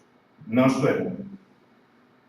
Bueno, pues si os digo que es un chaval de 21 años que gana entre 20 y 50 millones de euros al año, ¿qué os parece?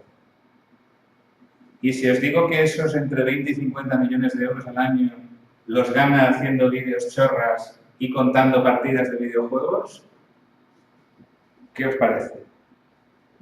Y si os digo que cuando ese chaval se ha ido de gira por Latinoamérica, llenaba pabellones deportivos y canchas de baloncesto, cuidado, entre 20 y 50 millones de euros al año de ingresos, solo haciendo vídeos chorras en YouTube. ¿Vale? Bueno, no estoy pidiendo que uséis a Rubius, porque evidentemente Rubius trabaja con sus agencias de publicidad, igual que unos cuantos bloggers que están en el top 10, pero sí que es cierto que los bloggers y los youtubers tienen mucha audiencia, llegan a mucha gente y podemos llegar a acuerdos con ellos. Es decir, no seríamos los primeros ni seremos los últimos en utilizarlos como un canal de recomendación, que hablen de nuestros productos, que los prueben, etcétera, etcétera. Después existe otra cosa que se llaman las redes de afiliación. Las redes de afiliación son redes publicitarias. Yo tengo una web, una publicación periódica habitualmente, pues una revista, de no sé qué. Yo me afilio a una red y vendemos la publicidad todos juntos. También en pago por clic, igual que en Google, igual que en Facebook, donde también la publicidad funciona por pago por clic. Y después, para terminar, el vídeo. El vídeo es un elemento clave en el marketing online. La imagen, pero sobre todo el vídeo. Si puedes contarlo con un vídeo, no lo cuentes con texto. Y no hace falta contratar a una productora de vídeo para hacer un vídeo eficaz. Hace falta una webcam, 3 minutos y un poco de imaginación. Vamos a clasificar un poco las acciones de marketing online, pasando muy por encima. Hablaríamos de acciones gratuitas, pero no sin coste, es decir, todo lo que tiene que ver con las redes sociales. Digo no sin coste porque sí que tienen coste de inversión en horas, ¿vale? Es decir, la conversación en redes sociales, los vídeos, la aportación de contenidos de valor a través del blog de las propias redes, la promoción en redes sociales, que no la publicidad, es decir, la promoción que hago yo de mí mismo, y las acciones de marketing de guerrilla, las acciones espontáneas de marketing que puedo hacer en la calle para que la gente las filme y las suba a YouTube, por ejemplo. Después, tenemos pago por clic, que es la inmensa mayoría de la publicidad online, donde tenemos Google AdWords, que gestiona Google, gestiona YouTube y gestiona todas las miles de páginas que le venden espacio a Google para que Google inserte allí publicidad de terceros. Todo eso se vende a través de Google AdWords. Después tenemos Facebook Ads, que fundamentalmente son anuncios en Facebook, pero que tienen ahora mismo mejor resultado coste-beneficio que Google. Tenemos Twitter, donde a no ser que tengáis un target muy específico, yo no os recomiendo que os anunciéis ahora mismo, y luego hay otras redes sociales, LinkedIn, etcétera, Pinterest, un montón que tienen sus propios sistemas de publicidad. Y luego las redes de afiliación. Después todavía queda, antes era mucho más popular, el CPM, que es el sistema de coste por 1000 impresiones, en el que yo no pago por clic, sino que yo pago por cada 1000 veces que mi publicidad aparece. Ahí, fundamentalmente, estamos hablando de las agencias de publicidad, de algunos medios tradicionales y de la prensa. Y acabamos, y ahora vamos a poner ejemplos, acabamos hablando de algo que también es fundamental, que es el control. Un aspecto básico del comercio electrónico y de toda la presencia en Internet es que tengo que ser capaz de medir lo que hago y que además soy capaz de medir lo que hago. Yo puedo hacer cosas, en Internet que no puedo ni soñar hacer en una tienda física. Porque en una tienda física yo no puedo preguntarle a todo el que entra por la puerta, oiga, ¿y usted de dónde viene? Oye, ¿y usted por qué viene? ¿Y usted dónde me ha conocido? Es imposible. Sin embargo, yo todos esos datos los tengo.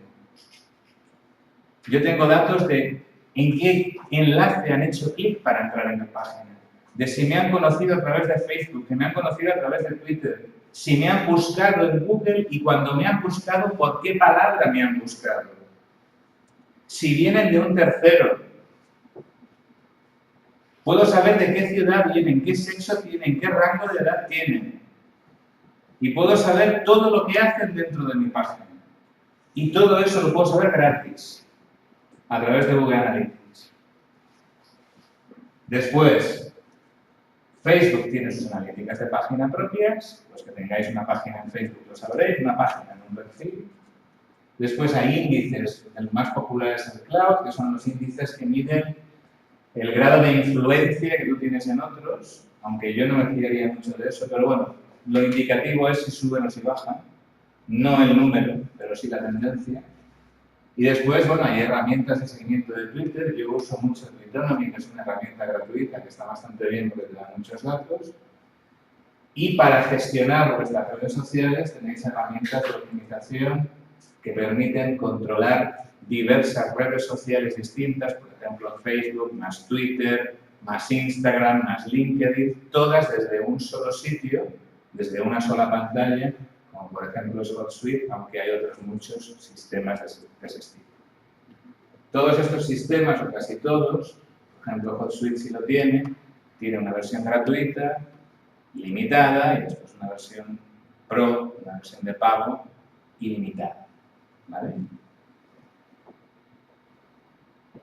Y acabamos con los 10 mandamientos. Con los 10 mandamientos del comercio electrónico que tenéis ahí.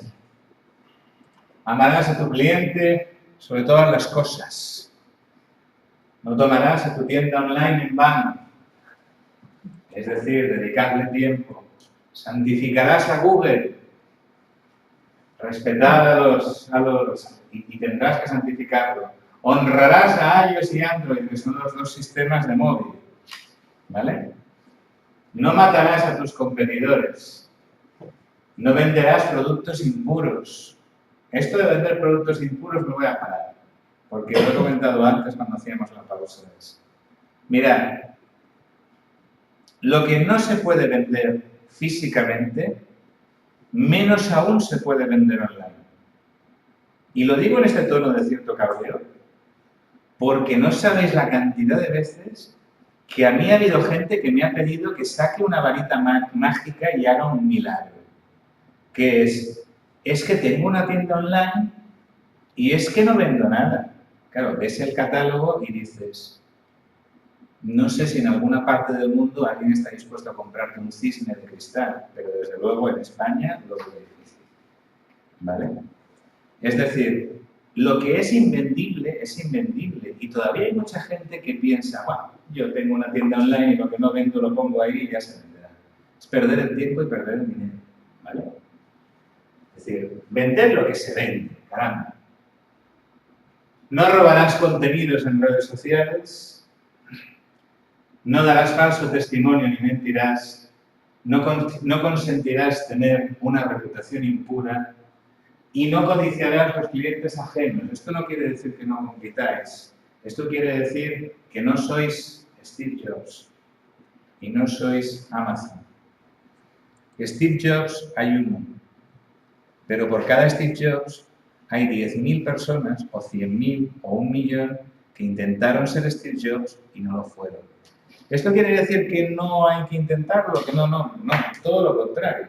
O sea, todo lo que os he dicho hasta ahora es que el comercio electrónico no es el futuro. El comercio electrónico es el presente. La fusión de comercio electrónico con comercio físico es el futuro. Pero ahora mismo, tener una tienda y no tener presencia en Internet y no vender en Internet ya es quedarse atrás en este momento. Y tendréis que prepararos para todo lo que viene. Estamos inmersos en una revolución tecnológica. Entonces es importante que tengáis en claro que esto es algo que cualquier comercio va a tener que acabar haciendo sí o sí. Porque la sociedad ha cambiado. Porque ahora vivimos una parte de nuestra vida social, una parte de nuestra comunicación. Hablamos con nuestros amigos, conocemos a nuestras parejas y hasta tenemos sexo por Internet, por Dios. ¿Cómo no vamos a comprar a través de Internet? Realizamos un porcentaje muy alto de nuestra vida social a través de Internet. Podemos entrar en juicios de valor sobre si esto es bueno o es malo, sobre si esto nos deja más tiempo para disfrutar de la vida o nos lo quita. No voy a entrar en eso. Solo os estoy poniendo la realidad, y la realidad es esta. A partir de ahí, vamos a ver qué sucede, pero no perdáis de vista que las cosas van por ahí. Preguntas. Pregunta por internet o tema do precio da web. Cal é o precio da web con poca personalización e moito produto? Depende de lo que se trate por mucho producto, pero Muchos productos. la cantidad de productos, normalmente cuando uno encarga montar una tienda online, a la empresa que se la monta lo que hace es montarte la tienda, pero no te la llena. Es decir, los productos los vas a tener que cargar tú. A no ser que tengas ya una base de datos en la que la empresa te pueda hacer una importación masiva de productos porque ya tenías una base de datos o tenías otra tienda online antes. Pero si no, si partimos de cero, los productos hay que meterlos uno a uno, las fotos hay que subirlas una a una y aquí no hay una manera, las descripciones hay que escribirlas una a una y no hay cargas masivas que valgan, a no ser que consigas que tu proveedor te pase una base de datos en un formato que ya esté pensado para poder cargar. Entonces, la cantidad de producto no afecta a los precios que he comentado antes. Y si podías comentar cómo funcionan las redes de afiliación. Bueno, las redes de afiliación es algo que estuvo bastante más de moda en el pasado de lo que están ahora. Básicamente, las redes de afiliación lo que hacen es, si yo tengo un blog, tengo una publicación, tengo una página que tiene muchas visitas, yo lo que hago es que yo me afilio a una de esas redes, les cedo espacios en exactamente igual que haría con Google, les cedo espacios y esa red comercializa la publicidad. Esa red comercializa mi espacio. Entonces, bueno, busca anunciantes y distribuye a los anunciantes en los espacios que tiene contratados entre sus afiliados. Así es como funciona una red de afiliación. ¿Es más eficaz, menos eficaz que Google? No sabría decirte. Mi impresión, por experiencia, es que las redes de afiliación son algo que acabará extinguiéndose a día de hoy. ¿Alguna pregunta más? Dime. Quero montar unha tenda online. Sí. Qual sería o orden a establecer? Dominio, registro, patente. Patente si tienes algo que patentar. Quiero decir, patente si el producto que vas a vender necesita ser patentado. Si me hablas de registro de marca, cuando me hablas de patente. Vale. Vamos a ver. Depende, lo lógico es que primero busques si el dominio está libre. ¿Vale? Una vez está libre el dominio, regístralo. Y si puedes, regístralo con varias extensiones. Es decir, no cometas el error de registrar el .com y no registrar el .es. O el .gal o el es decir, procura registrar las extensiones más comunes de tu dominio, .com, .es, .net, .info, es decir, hay 4 o 5 extensiones que son las más comunes que conviene registrarlas todas para que nadie pueda después crear una tienda con el mismo nombre pero con una extensión diferente y que lleve a confusión, porque esto ha pasado. Primero registras el dominio. Registrar un dominio te puede costar, dependiendo de con quién lo hagas, y de si es un .com, un .es o un .gal, los .gal como son nuevos son más caros, pero te puede costar entre 9 y 15 euros al año. Una vez has registrado el dominio, entonces tienes que decidir si quieres registrar tu marca. A eso es una decisión personal. Es decir, registrar la marca es teniendo registrado el dominio, nadie te puede copiar en Internet. Pero nadie puede usar ese mismo dominio. Pero fuera de Internet, podría usarlo cualquiera y tendrías que litigar y batallar en los tribunales para conseguir demostrar que ese eres tú. Registrar la marca en España creo que anda por los 200 euros. Pero claro, si vas a vender en la Unión Europea, ya no tienes que registrarla solo en España. Entonces, hablamos de costes bastante mayores. No sabría decirte ahora mismo un registro de marca en la Unión Europea por cuánto anda. Creo recordar que pasa de los 1.000 euros, pero no te lo podría asegurar. ¿Vale? Si estás empezando, a la hora de promocionar tu tienda de demás, ¿quién mejor? Amazon, eBay, Carrefour, Zalando, dentro de Amazon una FBA o si estás empezando, vamos a ver. Si estás empezando, tú me estás hablando de no montar tu tienda online, sino de irte a un marketplace como Amazon o como eBay, que son, bueno, no he explicado lo que es un marketplace, pero Amazon tenéis todos la idea de lo que es, ¿no? Amazon vende productos que los vende directamente, pero Amazon también tiene la posibilidad de que yo o cualquiera de nosotros ofrezcamos nuestros productos en Amazon. Por eso se llama marketplace, es como si fuera un centro comercial virtual, ¿vale? eBay también es una marketplace, yo incluso puedo crear tiendas en eBay. Vamos a ver, yo creo que los marketplaces son siempre complementos de tu tienda online. Si tú vas a vender, móntate tu tienda. Y después, da salida a través de Amazon o a través de eBay a aquellos productos que vendas menos, aquellos productos que quieras liquidar, aquellos productos, etc. Primero porque tanto Amazon como eBay te van a cobrar. Te van a cobrar una comisión por cada venta. Si tú tienes tu propia tienda, no. ¿Vale?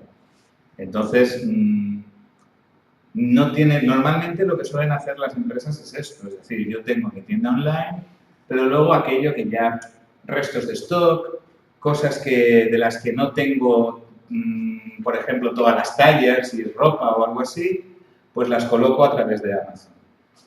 Haced la prueba, si intentáis comprar ropa en Amazon, veréis como muchas veces solo hay una talla disponible. Mira qué jersey más chulo.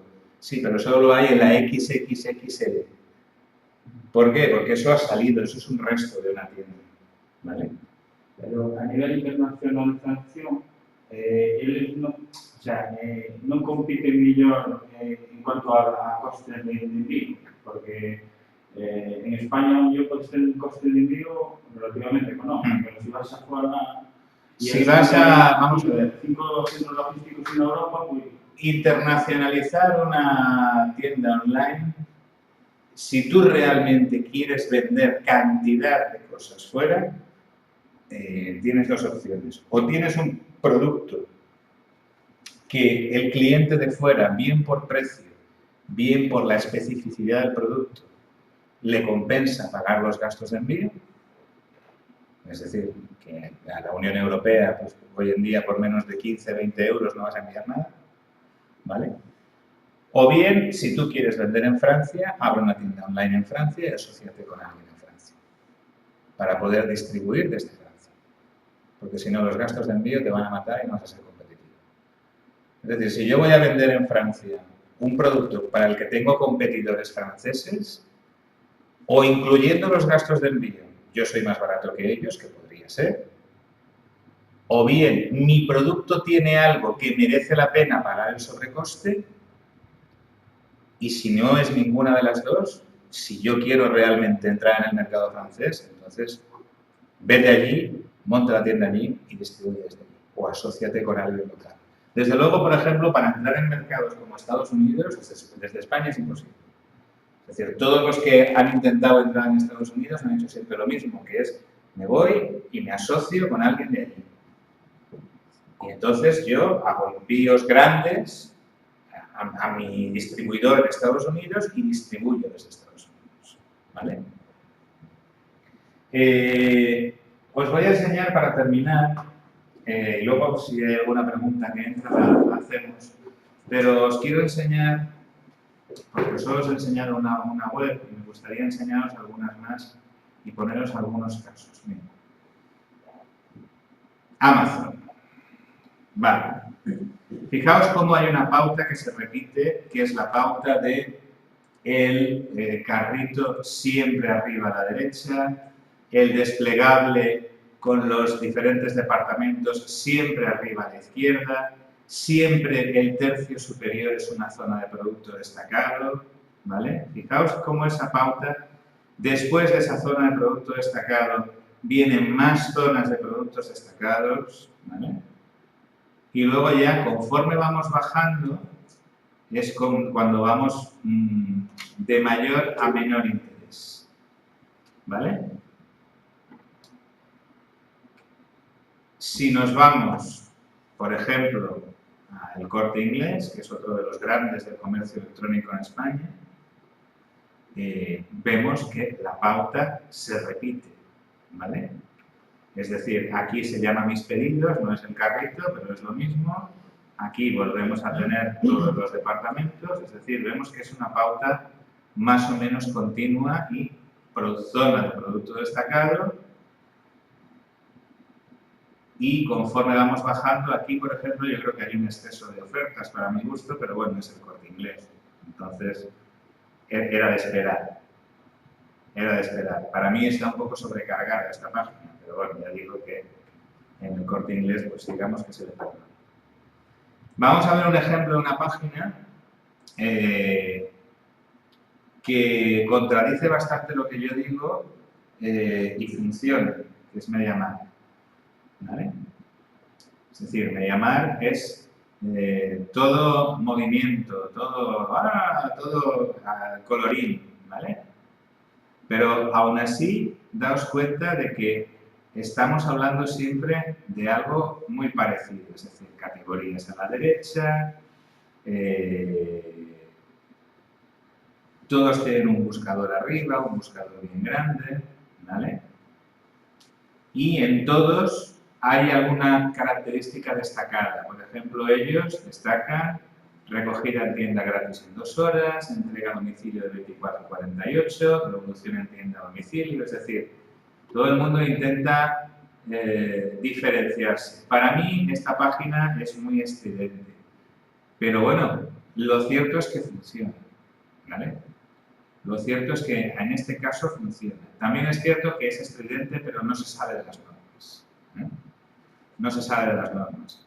Y que si yo entro a ver un ordenador, pues voy a tener todos los datos del ordenador, pero fijaos el upselling abajo.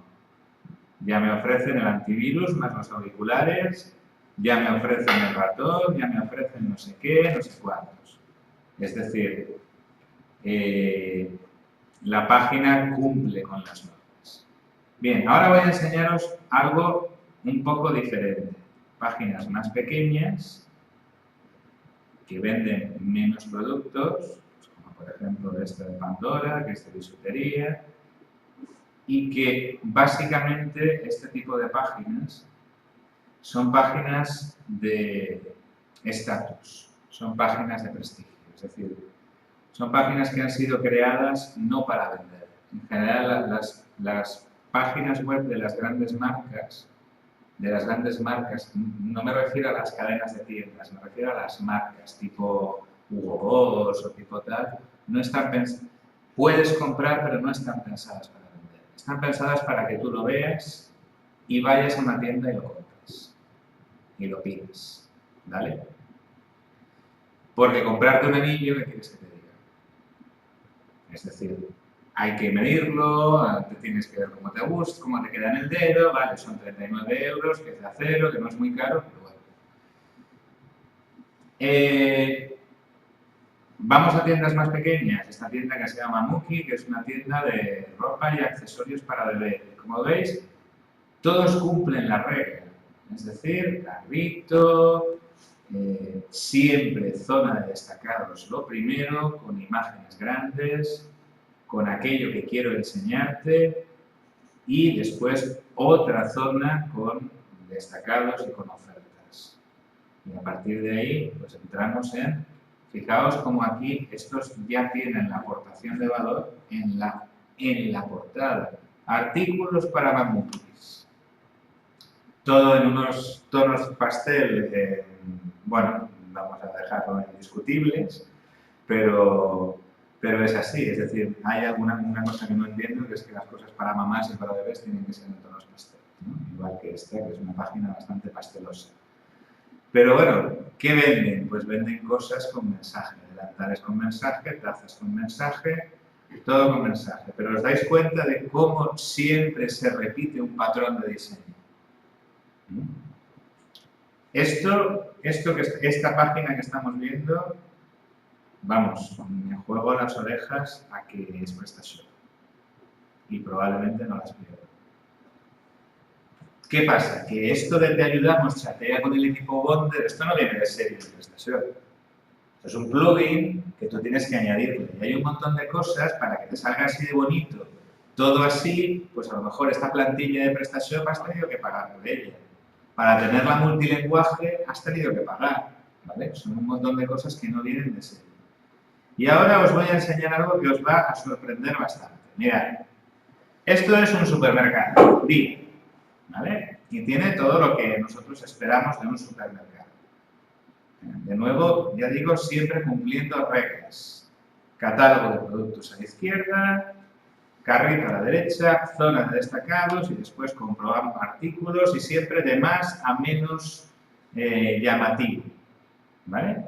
Bueno, un supermercado en el que puedo comprar y me lo envían a casa. Genial. Pero ¿cuál es el supermercado líder en España?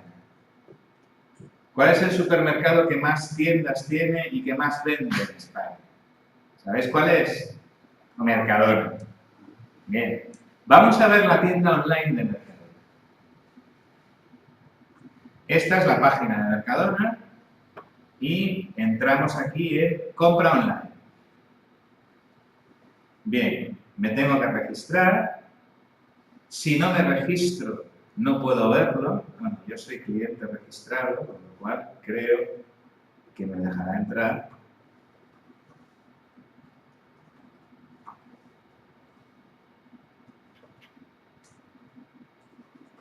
Y si no, me registro. Sí, ahí está. Bien. Esto, por calificarlo de alguna manera, es el supermercado online de Mercadona. Bien. Esta es una página que tiene un diseño de 1995 aproximadamente. ¿Vale? Bien. Os voy a explicar algo bastante curioso sobre esto, porque esto lo hemos analizado, hemos escrito. Entre los que nos dedicamos a estas cosas ha sido objeto de mucho debate, hasta que al final Juan Roig, el presidente de Mercadona, lo aclaró en una conferencia de prensa. Dijo, nosotros no queremos vender online. No queremos vender online porque perdemos dinero.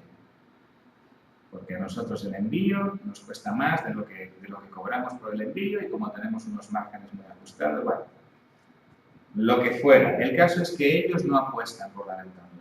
Como no apuestan por la venta online, tienen una página para no vender. Tienen una página, porque tienen que tenerla, en la que te dice, mira, llámame y pide por teléfono y acabas antes, ¿vale?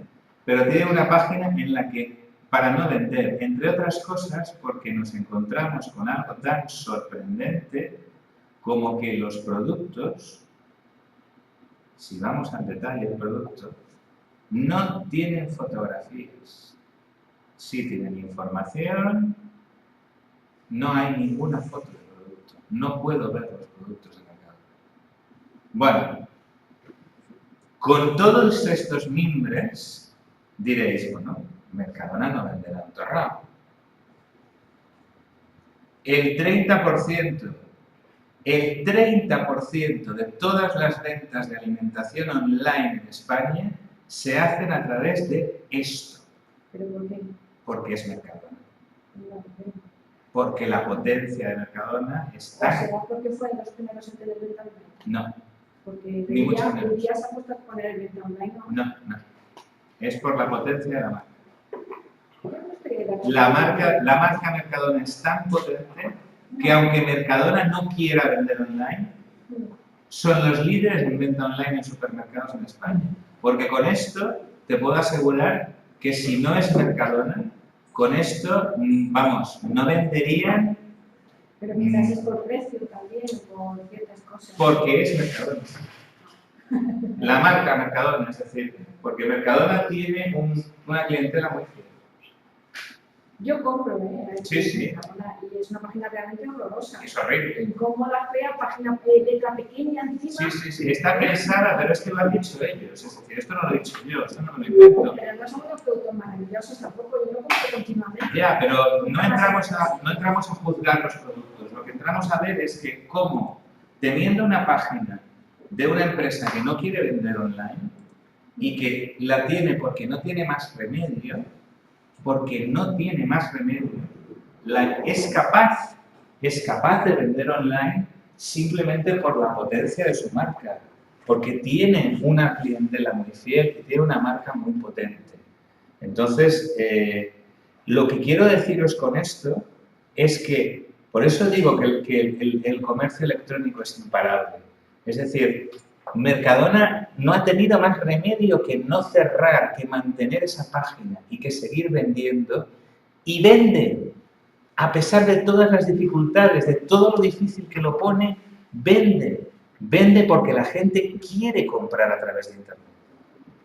Aunque Mercadona no quiera, que no quiere, la gente quiere comprar a través de Internet.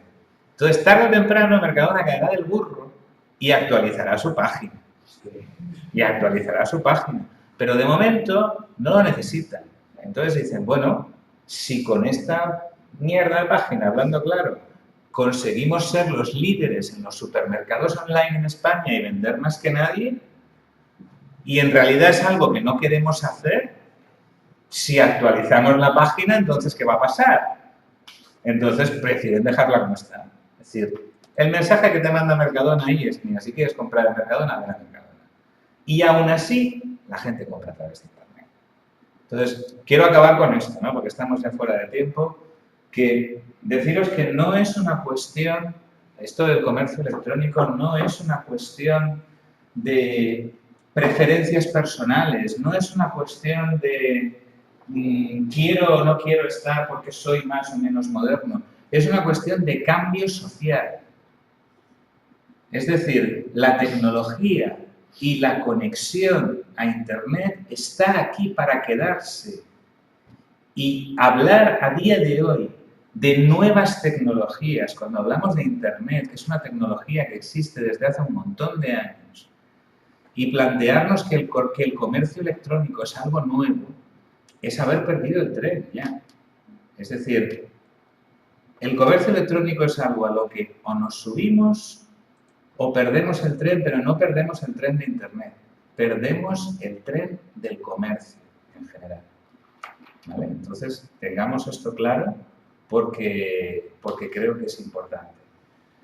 Nada más, estamos pasados de tiempo, entonces muchísimas gracias a los que estáis aquí, muchísimas gracias a los que nos estáis viendo a través de la cámara y nada más, ha sido un placer y estoy a vuestra disposición. Ya sabéis que me podéis encontrar en la página www.lastrasenpunto.es, que os la voy a enseñar solo un segundín. Ahora es cuando toca el autobombing.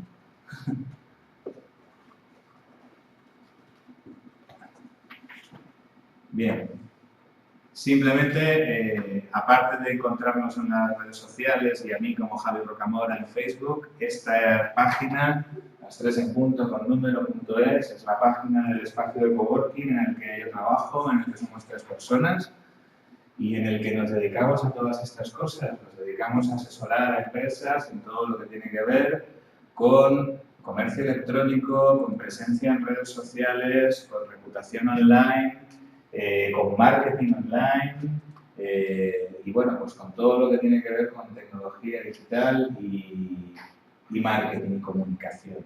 Por tanto, si queréis cualquier cosa de nosotros, estamos a vuestra entera disposición. Sí, dime. La página web que comentaste antes de marketing de colaborador. Ah, esta.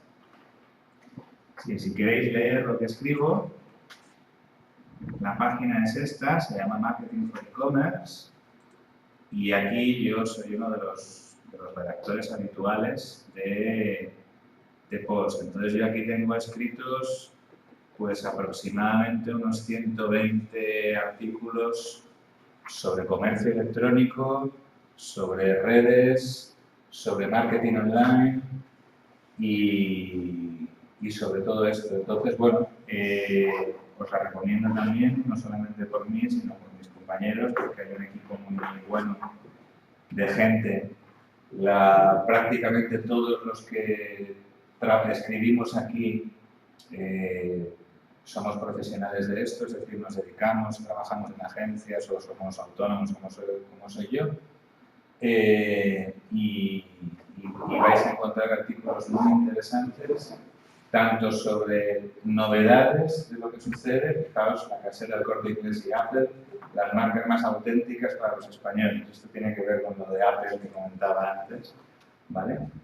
Entonces vais a encontrar cosas muy interesantes aquí y un montón de artículos que seguro que van a ser muy útiles, ¿vale?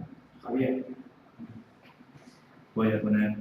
Sí, desde tu punto de vista, ¿cuáles son los mayores operadores logísticos a nivel nacional y a nivel internacional para hacer el comercio electrónico? a nivel internacional depende mucho. UPS, fundamentalmente, y DHL son los que se llevan la palma por capacidad, por instalaciones, por cobertura, por a dónde llegan. A nivel internacional son los dos operadores logísticos que más trabajan. A nivel nacional, bueno, pues ahí ya Segur, MRV, Correos, están los tres peleando. Correos se ha puesto mucho las pilas.